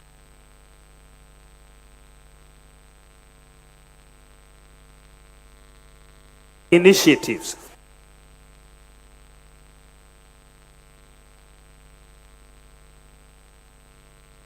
to address some of the fundamental problems with public service delivery.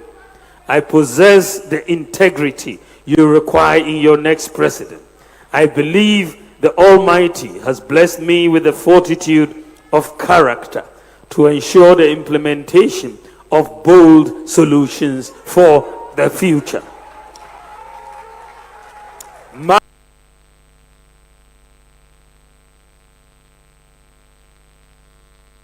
track record of public service and international development is public knowledge.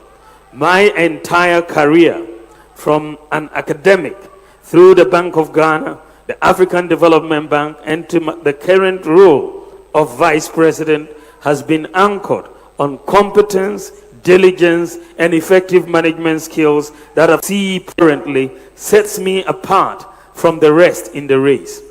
As an experienced professional with unblemished national and international credentials, I am ready to bring that expertise to bear on national governance with the sole motivation to transform this country.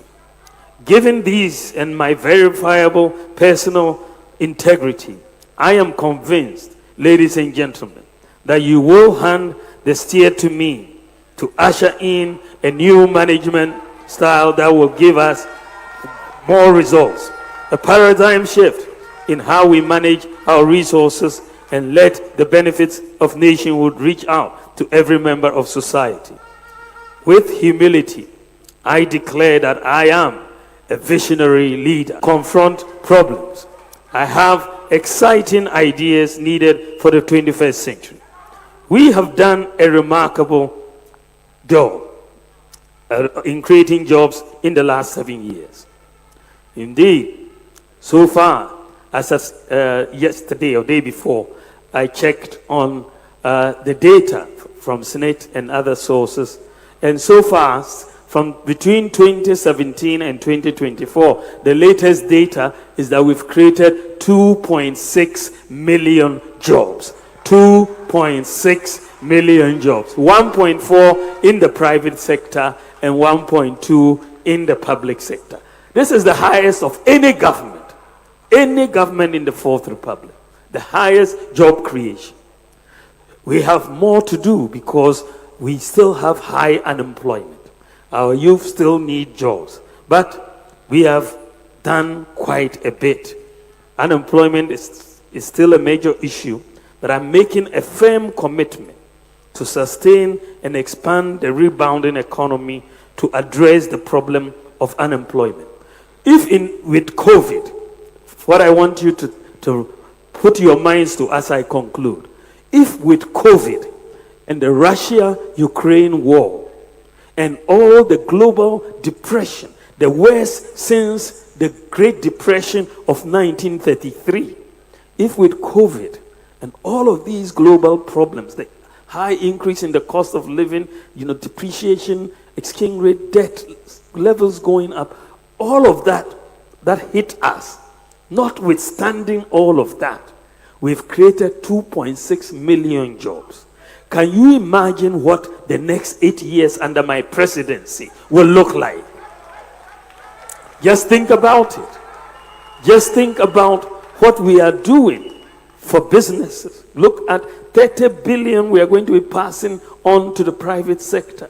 Look at the 780,000 jobs from the petroleum sector alone. Look at the 1 million digital skills that we're going to train in the youth. Look at the infrastructure, the railways, the 2 billion Korean facility, the health facilities, Agenda 111, the housing.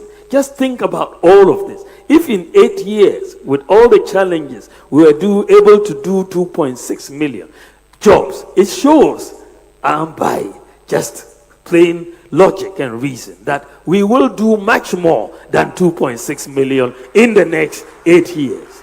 I expect us to go to at least if we proceed on this trajectory for the next 8 years, we should, with all of these different aspects coming, I am looking at us moving to create 4 million jobs in the next 8 years. We've done 2.6, almost 3 million. So we can do 4 in the next 8 years with the new policies that we are coming with. It is possible. It is possible. It is possible. With your support, prayers, and God's guidance, we can win together. It is possible. Thank you for your attention. God bless you, and God bless our homeland, Ladies Ghana. and gentlemen, put your hands together for the presidential candidate of the New Patriotic Party, Dr. Mahamudu Bawumia. The digital man, the man for the future, the man for the youth of this country, the man that has a clear-cut plan and strategy to push this country to the next level. Clear-cut, content strategy to push the youth of this country to the next level.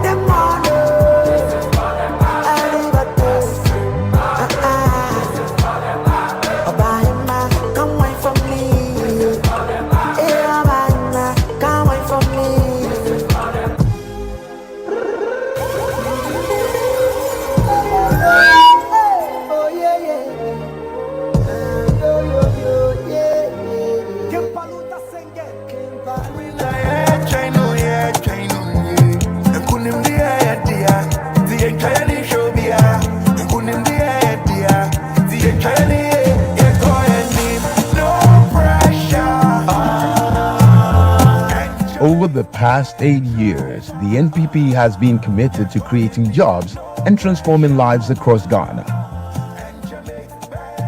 From infrastructure development to manufacturing to economic policies, the NPP has laid a strong foundation for job creation. See, victory is not far away. We thank God, say you come my way. Mommy, bet you The party has created over 2.3 million jobs, broken down into 100,000 teachers,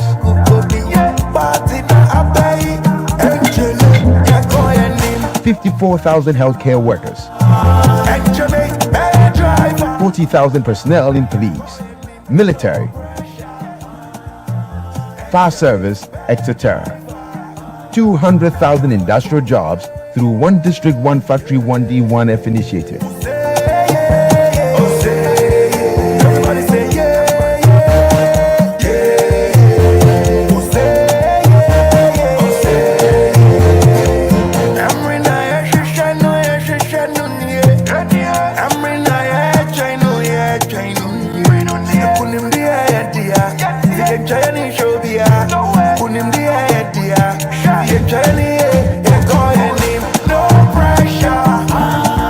$1.5 million agri sector jobs from Planting for Food and Jobs program. no pressure. And Jamaica bad driver. No pressure. 150,000 service sector jobs through various government and private initiatives. Over 150,000 jobs through the Youth Employment Agency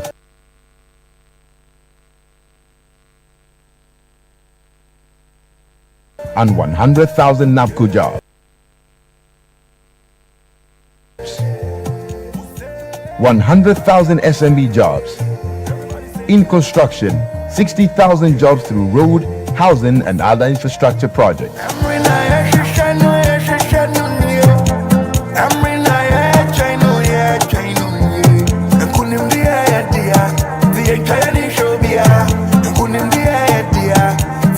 60,000 jobs in ICT and tech startups. 50,000 tourism sector jobs. Thanks to the NPP, I was able to start my own business and and create jobs in my community. The free ISHS policy opens doors for me, and now I am pursuing my dreams. With initiatives in healthcare, job opportunities have surged, improving lives across the nation. The agenda jobs. TVET programs have equipped thousands with the skills needed for today's job market.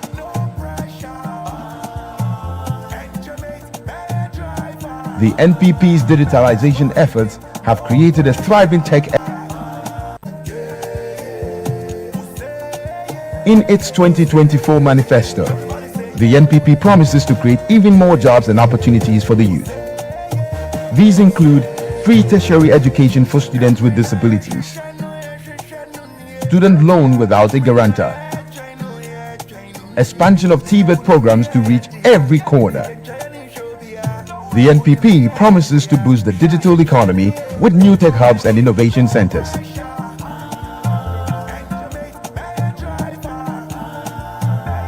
And train 1 million young people in coding. Yes, 1 million more jobs. Our work is far from over. I promise bold solutions to create even more jobs in healthcare, infrastructure, TVET, digitalization, agriculture, manufacturing, tourism, creative arts, and beyond. The impact of these initiatives will be felt in every community, bringing prosperity and hope to all Ghanaians. Bawumia means jobs. Bawumia for jobs. Under Bawumia government, there will be opportunities for all our young people. Together, let's build a future where every Ghanaian has the opportunity to thrive. On December 7th, remember, you are voting for the future of young people. Vote NPP, transforming lives, building a prosperous Ghana.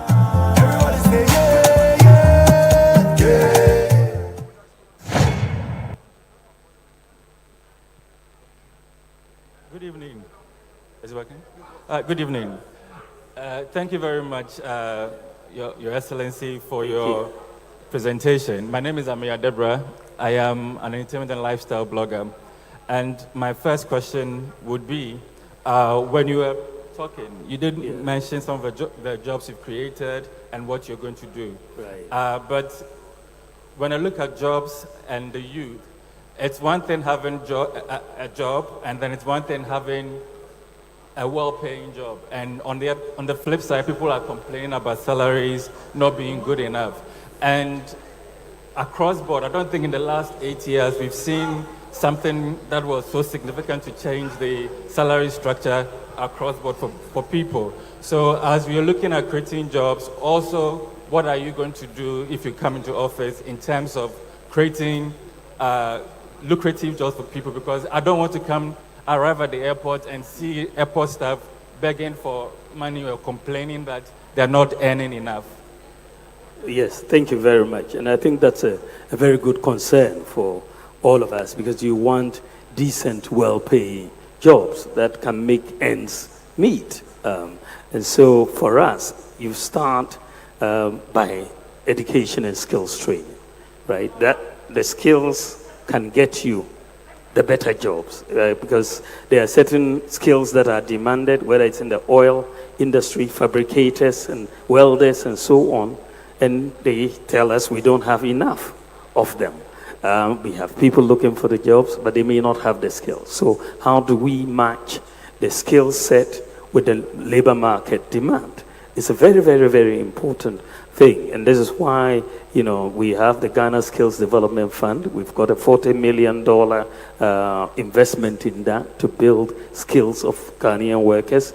We are invested over the last 7 years, about $6 billion, 6 billion Ghana cedis in TVET, the skills. We've retooled 34 NVTIs with state-of-the-art equipment so that they can get the skills done. If you don't have the skill, they cannot get the well-paying jobs, both inside and outside the country. So I think the first thing is do the education and skills. Free SHS is helping. TVET will also help. But then you need the skills side. And then also you need to encourage the apprenticeships programs, because a lot of the time you may finish, you want to be a hairdresser or whatever, you need to go through the apprenticeship programs. And I think that is also something that we'll be doing. Then you look at investments in the digital space, for example, IT, where there's a lot of demand for skills. And so if we can train people to have those skills, they can have better jobs in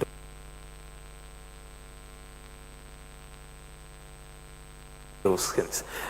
So I believe that generally the skill set of people, and if you look at where we are trying to go, whether it's invest in the agri sector, whether it's in the digital sector, the housing sector, the infrastructure sector, you can have higher and better quality paying jobs in those sectors when you bring the skills to bear in those areas, even in agriculture.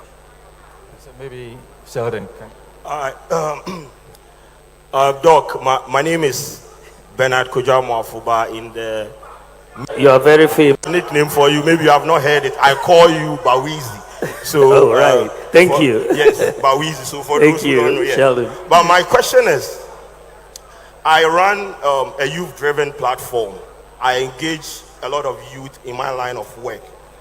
And most of the times when you speak to them or you go to the grounds and you're having conversations with them, and you make mention, oh, the government has created 2.6 million jobs, and they go like, it is not reflecting.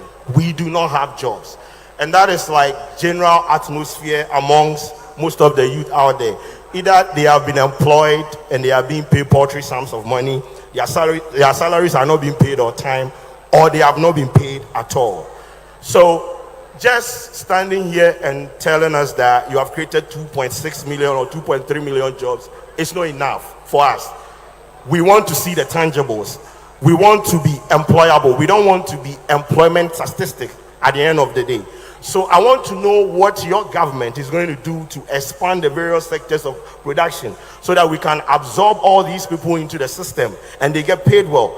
On the other side of things too, there is this video that was posted by Honorable Kojo Opon Kroma, where in the video it was asserted that you have trained 1 million youth in coding. I want to understand. I know training and actual employment be two different things. When you train someone and the person doesn't have a job, it doesn't qualify to be called employment. So these people that you want to train, we will train. Is there a job market for them to be absorbing so that it wouldn't just be training? Because when you train and there is no job, then there's no point. Also, thank you. Doc, Doc. So Doc, I am a young entrepreneur. I started new media after school, after not getting job anywhere. Now I have made it. I have put in the effort to bring in national service people to work with me, right? And every year we take in about 2-3 national service people. I'm a private company. I'm not a government company. Now I'm supposed to pay these, national service people a certain amount of money, which is more than what the government is paying. And after that, I am supposed to pay money to the government through the National, Service Secretariat. For a private startup company like mine, that is not funded by anyone, and I'm paying all these amount of money to the government. What are, the benefits, the opportunities for me in your government, so that I can create a fertile grounds to absorb in a lot more people, so that I can work with them and create employment for them?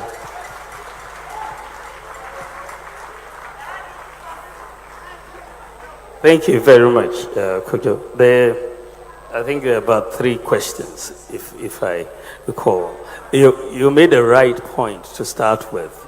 That says that we've created 2.6 million jobs. That for the people you talk to, they are not seeing it, reflecting. And that's exactly the point I made.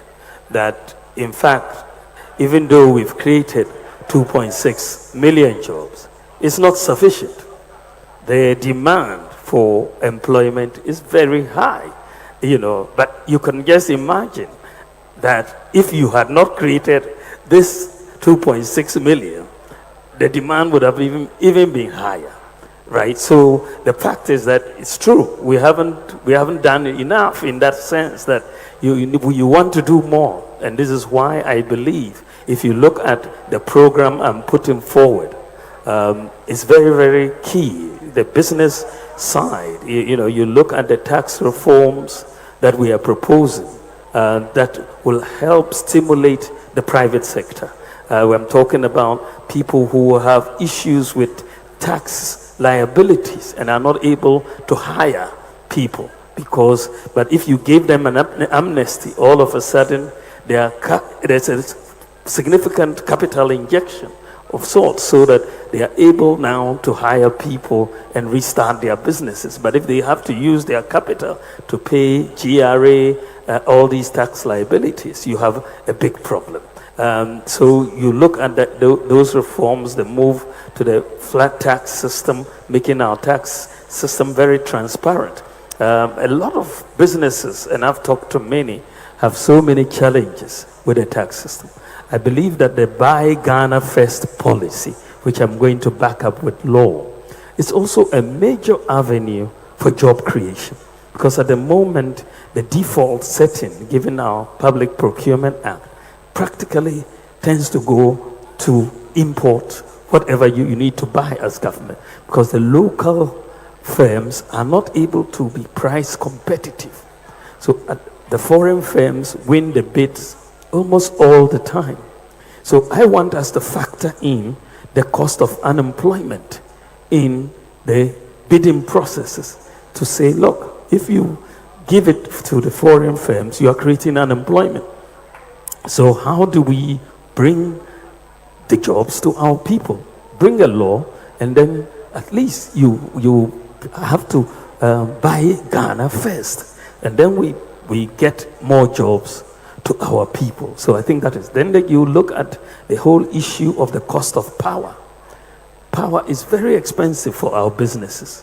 And I want us to move towards solar and bring in 2,000 megawatts of solar power and reduce that. Then I want to bring in the credit scoring system. The demand for goods and for so many services is much lower if you don't have access to credit in your economy, right? But if you have access to credit, you look at the US, consumer demand drives GDP, over 60% of GDP, because people have access to credit and they can buy goods. And that when people buy goods, it means you need to employ people to manufacture those goods. So there is a direct link between the credit system and jobs. So I believe that when we open up the credit scoring system, we open up the job market for our people, and you'll be able to create more jobs. Because you look at the mortgage market, as I was saying, the mortgage market in the US is 12 trillion. It's almost 600,000 times our mortgage market. Now, no modern country, and I don't know of any, I've looked at it, has developed without a mortgage market. Because the value of your land is dead if you don't have a mortgage market. In the advanced countries, they unleash the capital out of the land. In economics, you say land, labor, capital, and entrepreneurship. In Ghana, land is out, but that's our most valuable asset. So if you don't digitalize and get the land titling right, so that banks can be confident that when they lend on the basis of a particular land, that it actually does belong to you, right? So if we don't solve that problem of ownership of land, people will have to use land guards, and then they finish, they don't have title. Most businesses are started by mortgaging their properties. Most businesses out there. But here, the room to do that is foreclosed. It's completely foreclosed. So I want us to go back and tackle the fundamental problem. Deal with the issue of land titling and complete that process to allow. Then you can have a housing market develop. The housing market is the most important market in any economy, If the housing market goes down, the economy collapses, right? So if we don't tackle the housing market issue of mortgages, the land titling issue, we have a lot of dead capital stuck in the ground. A lot of people have houses. They live in them for 30 years, but they don't have title to the house. They don't have title. They could have mortgaged this house and gotten capital to start a business, but they don't have title. So they will not proceed it will just be dead capital. When they die, the children will live there. They cannot do anything with it. Even selling it becomes a problem.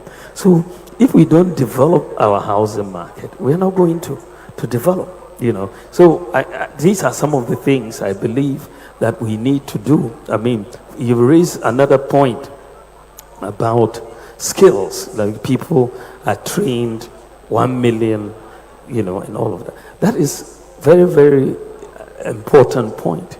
But where do you start in building digital talent? As a country, we have from ground zero. We want to enter the digital age. You cannot without digital talent. Otherwise, you'll be importing it all the time. So you need to grow your digital talent. So you have to bring in skills. And the only way you can begin to grow your digital talent is to train your people. And if you are training 1 million people, maybe not all the million will get jobs in Ghana, but you can sit in Ghana and do a lot of business process outsourcing abroad. You can work in the UK, US, right from here. It doesn't have to be a job in Ghana. But if you don't have those skills, you don't have the opportunities for you won't be able to start. So for every country, and I've told other countries, colleagues in other countries, that look, Africa should build its digital talent. Otherwise, we will continue to import. I have made sure right from the beginning that all our digitalization projects are done by local talent, all of them. And it has been a matter of policy that we grow the talent here, we make our mistakes here, we learn, and then the next time we'll do better. So if you look at everything we have done, virtually everything, it has been by local talent. Even the drones that we brought in, all the drone centers are 100% manned by Ghanaians, not a single foreigner. We insisted on it. 100%, all the drone centers are being manned by Ghanaians. Not a single foreigner is doing that, because otherwise we will just be bringing people in to make money and then we don't get the skills. But today, people are coming to hire Ghanaians. Recently, someone was taken to San Francisco to train drone flight operators because we have the most experience. We are the world's largest drone delivery service. So I think that, yes, you have to start from somewhere. You have to build the talent, and then you can otherwise, but then you don't have any ticket for entry into the game. You'll be stuck out, and others will come and do it for you. So I want to give Ghana a chance to grow our industry. Yeah. Maybe Nessa? Your Excellency, my name is Vanessa Abose, popularly known as Nessa. Okay. You've been talking about digitalization a lot, and I want to focus on the infrastructure aspect. Now, when I look at the infrastructure aspect, I see 3 components. 1, high speed when it comes to internet. Number 2, data centers. And number 3, uninterrupted power supply. Now, when we break it down, this brings me to the questions. Your Excellence, we are still experiencing doomsday. So, if we are still experiencing doomsday, what are you putting in place to make sure that we have reliable power supply so that digitalization will be optimized? B, which is data centers. Data centers will create more jobs for people in the tech areas. What are you putting in place for these people? And last but not the least, when it comes to the internet, we do not have reliable internet for digitalization. Then it brings me to the cost of data. Data is so expensive. The youth are trying so hard to become CEOs. We are posting on TikTok, Instagram, Snapchat, and so forth. But the data is so much. What are you going to do about that? My third question, you spoke about industrialization. And I would like to read what I saw about industrialization. Industrialization is the process of transforming the economy of a nation or region from a focus on agriculture to a reliance on manufacturing. I would like to focus on the agriculture aspect because you said you would like to encourage us to purchase more of Ghanaian-made produce, right?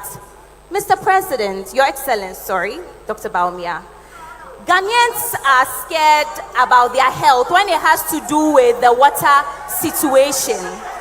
So, what do you have to say about that so that we Ghanaians can feel safe to purchase our own goods being produced in Ghana so that we don't get affected, especially with the Galamsey water issue? Thank you.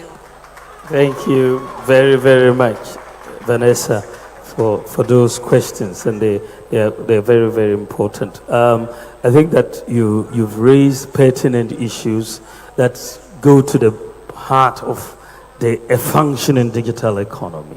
And I think that if you look at the power challenges that we've had recently, from my understanding, there's been issues with gas supplies, and that has resulted. But I'm told that this situation is about to be resolved, and the problem is being fixed. So we will get more reliable power. I think that is the issue. Data centers, I think that that is key. That is very, very key. As you know, we have through gotten a data center around Apollonia City right now, which is one of the largest that we have in the country. I went to launch it recently because it's very, very important. And we have also said in my manifesto that we've got to build more data centers to do that. So I don't argue with you in that sense. One of the things that what we have prioritized also is fiber optic cable over the last 7 years. Today, I can tell you that 93% of all the NCA licensed fiber optic cable in Ghana was put in place in the last 8 years. 93% was put in place in the last 8 years. That is key for infrastructure.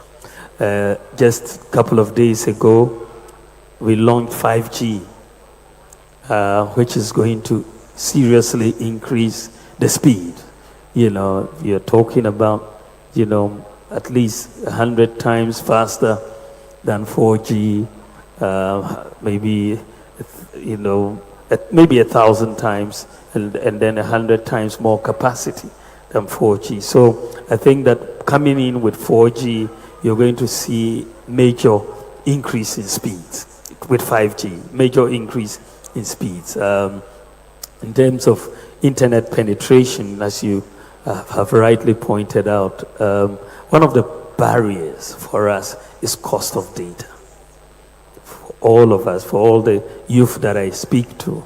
And I'm increasingly, I've made the point before, that we should, in this world of digital, access to the internet we should, in this world of digital, access to the internet is almost seriously very much at par to access to things like electricity. Very, very key. So we need to bring down the cost of data. And if you heard what I spoke about, I said that the allocation of spectrum license, historically we have allocated spectrum on the basis of raising revenue for government. And so when the telcos buy the spectrum on the basis of raising revenue, so they pay, we do a bidding round. So we look for the highest bidder. So we get the revenue. So they have to recover their costs. So the cost of data will go up. So I'm saying don't allocate spectrum on the basis of revenue because you have a digital inclusion agenda. So you should allocate the spectrum on the basis of digital inclusion and negotiate with the companies to say, we will give you the spectrum, but you have to lower the cost of data. And we can have a negotiation along those lines to bring down the cost of data. But if you want to charge high for the spectrum, they will also charge high for the data. And so I believe that government should take financial inclusion, and this is what I have in the manifesto, should take digital inclusion as a high priority and not be too focused on raising revenue from spectrum. We should use spectrum to get inclusion, and that is, say, you have to spread your services to these areas at this cost. They are willing to do that. So this is one of the things I want to do with the area of bringing down. And I also want to eliminate the duties on mobile phones, so that we can bring down the cost of the phones and make them more accessible. I would like, where we are going, I would like to make sure almost everybody has a smartphone. That's basically what it should be, because as you put all these services out there, if people cannot access them, then you don't get the benefit globally. So I think that is where we want to go. I think that you made also a point about industrialization and how we move from agric to manufacturing and the cost of water. I think that this is part of, if you look at the 1D, 1F policy that we brought in, one of the things that was clear is that over almost 70% of 1D, 1Fs were for agricultural processing companies. Almost 70%. We've set up about 169 factories under 1D, 1F, which are operational. But almost 70% of them are agric processing. But it makes sense that they be so, because if you have agric processing, then there's a demand for the produce from the farmers, right? So when I went to the Bono areas, for example, they were talking about the need for cashew factories, because if there is no demand, then the cashew prices are depressed, So once the factories are there to demand those agricultural produce, then you will see better prices for the farmers and so on. So I think that is something that I would like to see more of. Most countries have industrialized through the agro-processing side before you go to the other segments like the cars and so on. The water situation is also very, very critical, and we need to make sure that we control, and this is why I think that the issues about mining in the water bodies through these galamsey activities is just a no for our country, and we have to do everything to stop it, because the cost for us, disease and everything, is so high. And this is why we really need to regulate the small-scale mining sector and direct them to areas where gold can be found, because most of them think that the gold can be found in the water bodies. But you can get into, community mining schemes where the Geological Survey Authority has already identified that there is gold here. So you go there, we give you these mercury-free machines and all of that. So you don't have to go to the water bodies, and it's regulated. And I think that is very, very important that we focus there. Thank you. Thank you. Mr. President, we'll take some quick questions from the Ashanti region. Ashanti region, if you can hear us, please ask us just 2 questions and then we can begin to wrap up. Ashanti region.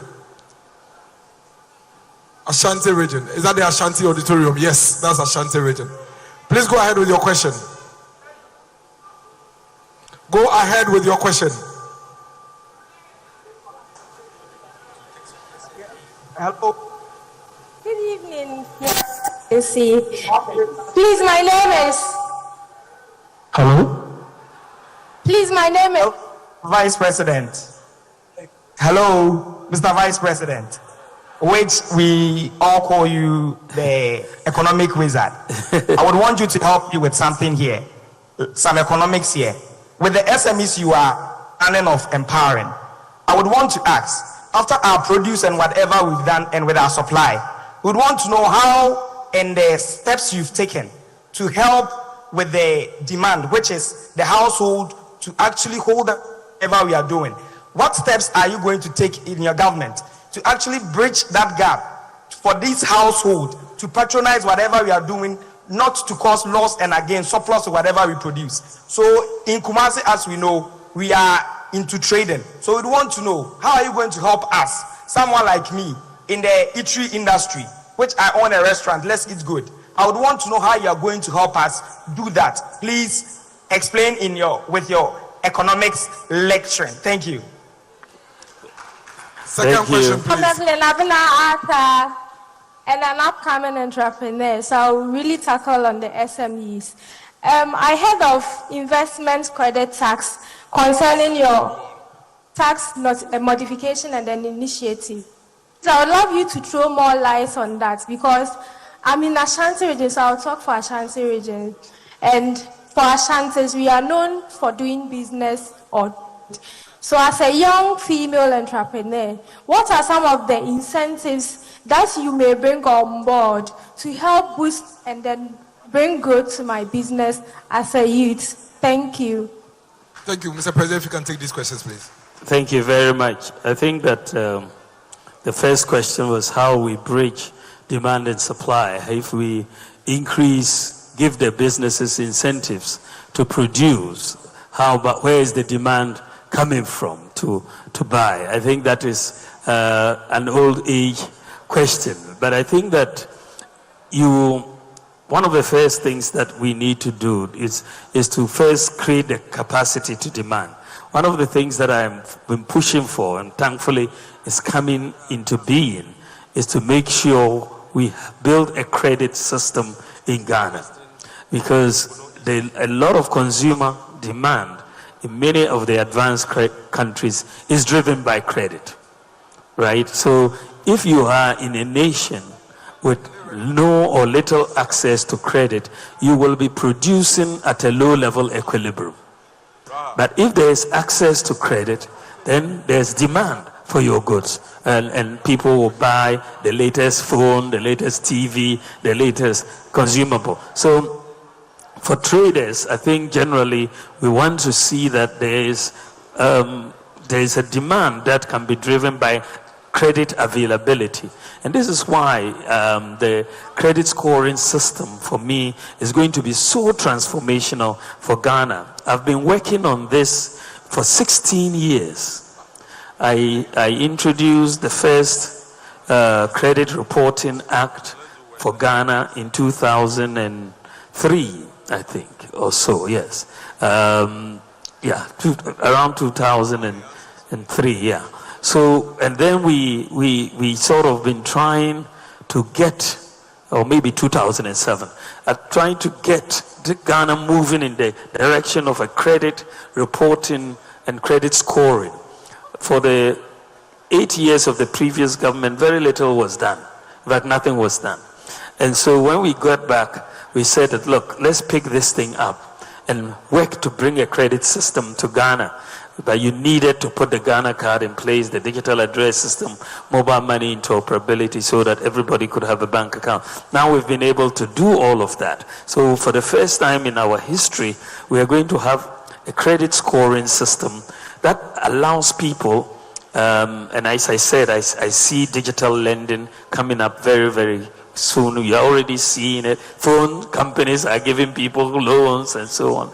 And so you're going to see with credit scoring, a lot more credit being given to people who can then come to your shops and buy, or even stay at home and order from your shops, because they have the credit, they can pay for it and all of that. So I think that has been one of the major things that we are going to do to expand demand in this country. Secondly, it's just job creation.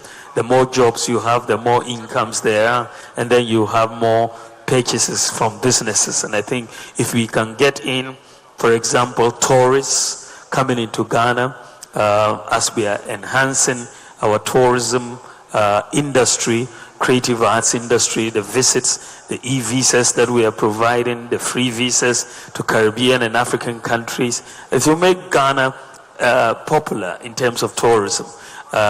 We've already seen impacts with the December in Ghana and all of that. So I believe all of these things can help us generate more demand for your goods as we go along.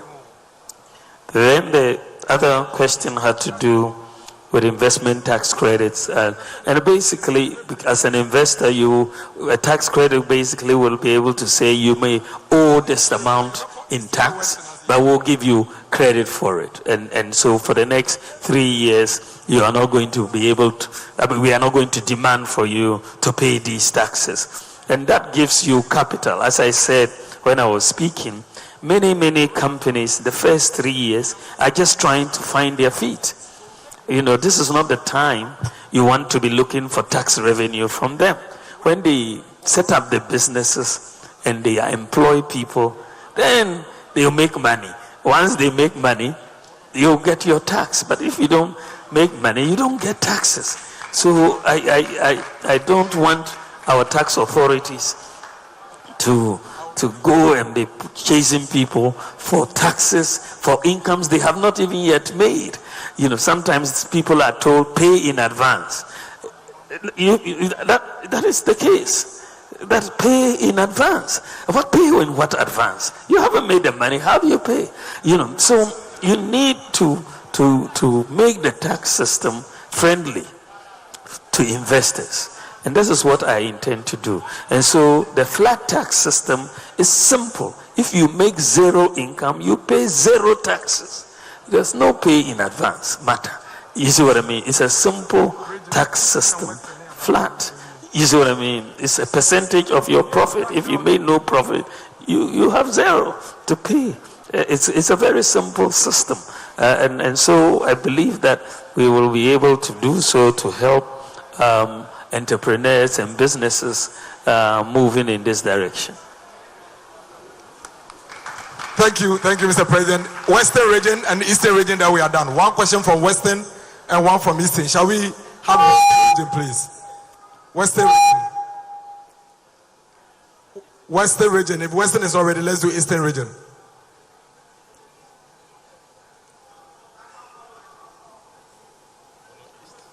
Western region, Eastern region.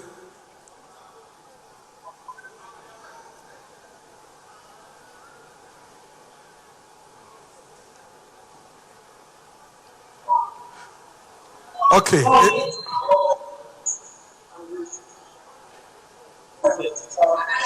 The latency, 5G is coming. 5G is coming.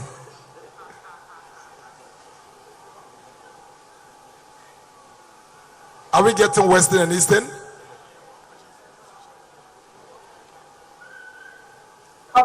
You have to look at it.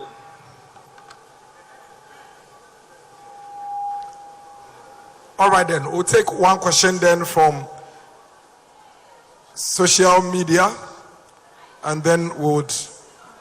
So it says a lot of people lament about young people not having interest in the agri sector, but a few are in there doing well. And I shared the example of Clement Frimpong, a graduate of KNUST, who is doing well with his rabbit farm. My point is that young people want money and won't mind going into agric if we have the right systems and returns.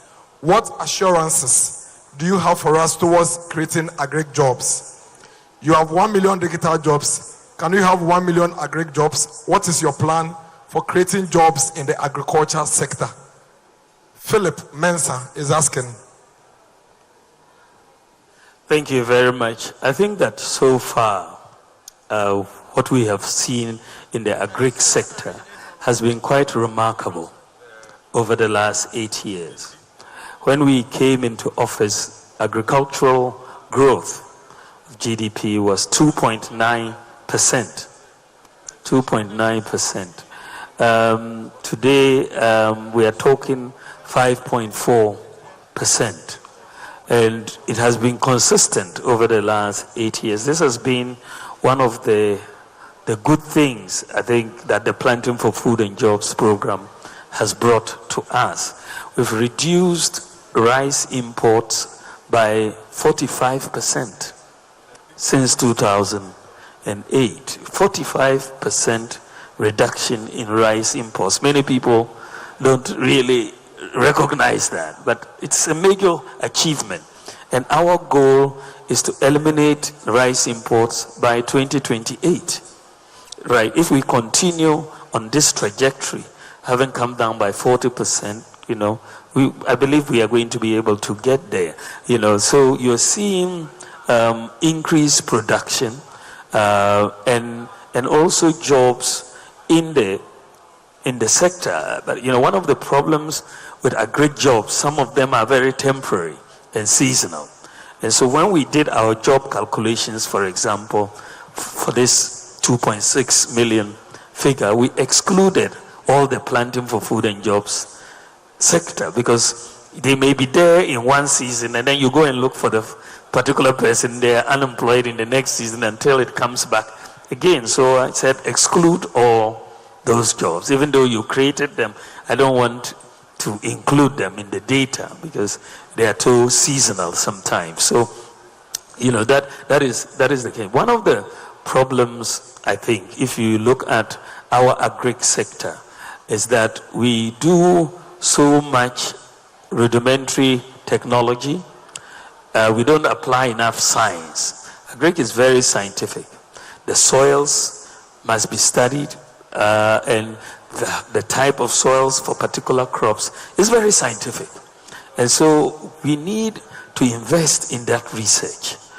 Countries that have done well have invested in the research, using even satellite technology to pinpoint which soils will be good for particular crops in your country.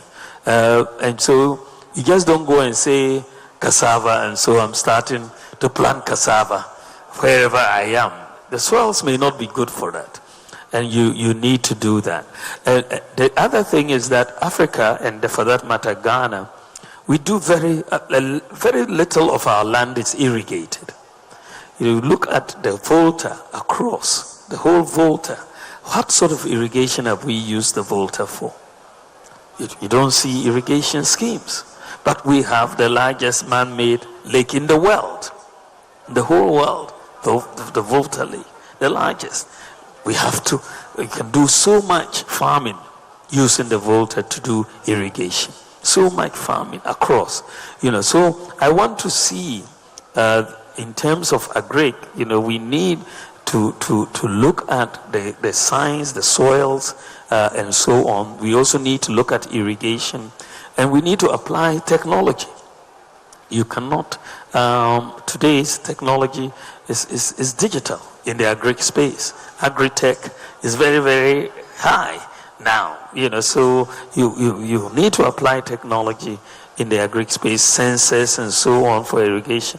And I think that that's why we want to build agricultural enclaves. Every, area has particular advantage for particular crops.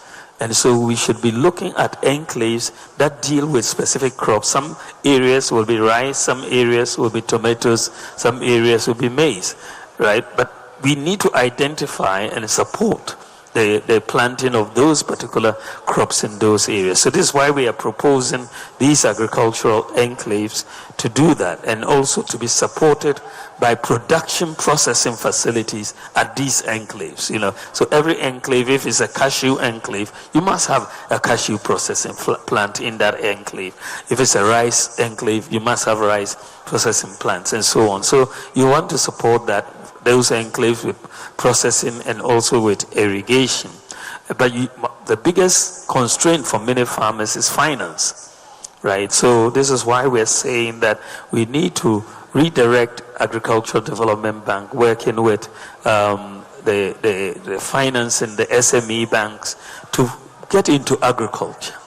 I was having a discussion with a friend of mine who drew my attention. He says, we have a fund for education, GET fund. We have a fund for health, NHIS, but we don't have anything for agri, which is probably the most important commercial activity that we need to undertake, given that 60% of our population is engaged there. He has a point. So we need to get direct financing. And I also am proposing the setting up to help the farmers, especially in this area, with district agri-mechanization centers. Many farmers have problems accessing mechanization. They use rudimentary equipment.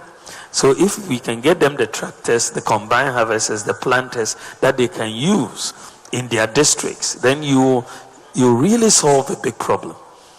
So recently, we've done the DRIP program for road construction. In every district, we've given every district an excavator, a grader, a roller, backhoe, tipper truck, and all of that. And that is helping. So I want to take that same concept into the agri sector.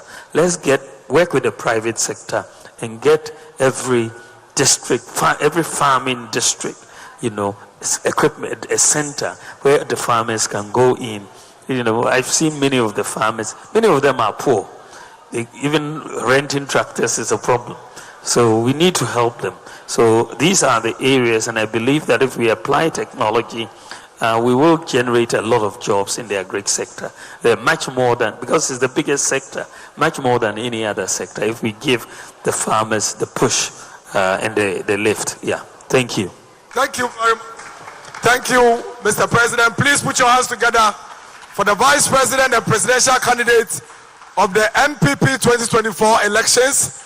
It's been a very intriguing engagement, a lot more to discuss, a lot more to talk about. But I'm sure in the coming days, we are going to even interact more. The Vice President continues his engagement in the constituencies, and as he moves around, the conversation would continue. Thank you, Northern Region. Thank you, Northeast Region, Savannah Region, Upper East Region, Western Region, Western North Region, Central, Greater Accra, Volta, Oti, Eastern, Bono East, and Ahafo Region. Thank you, Ghana. Thank you, the young people of this country. Thank you for your time, and we're grateful. December 7th is just here. Number 1 on your ballot paper is the man for the future and the man for the youth of this country. Thank you, and God bless us all.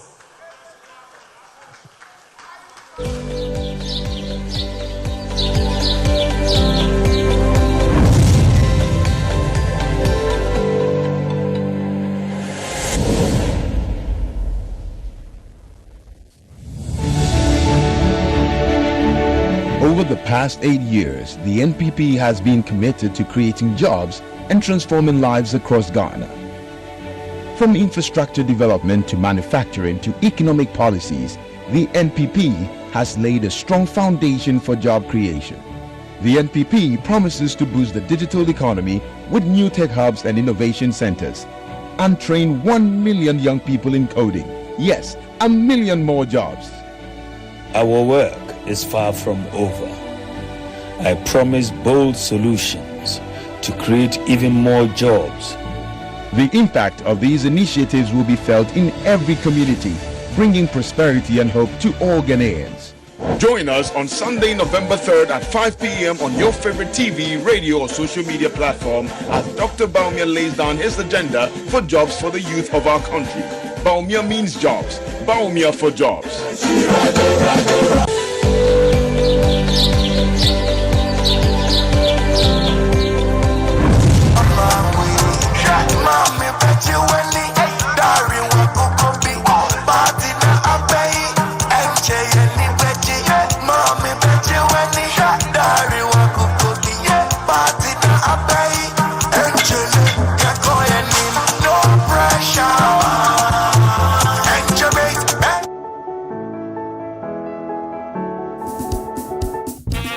Papa Sammy, I beg if you find something small, give us.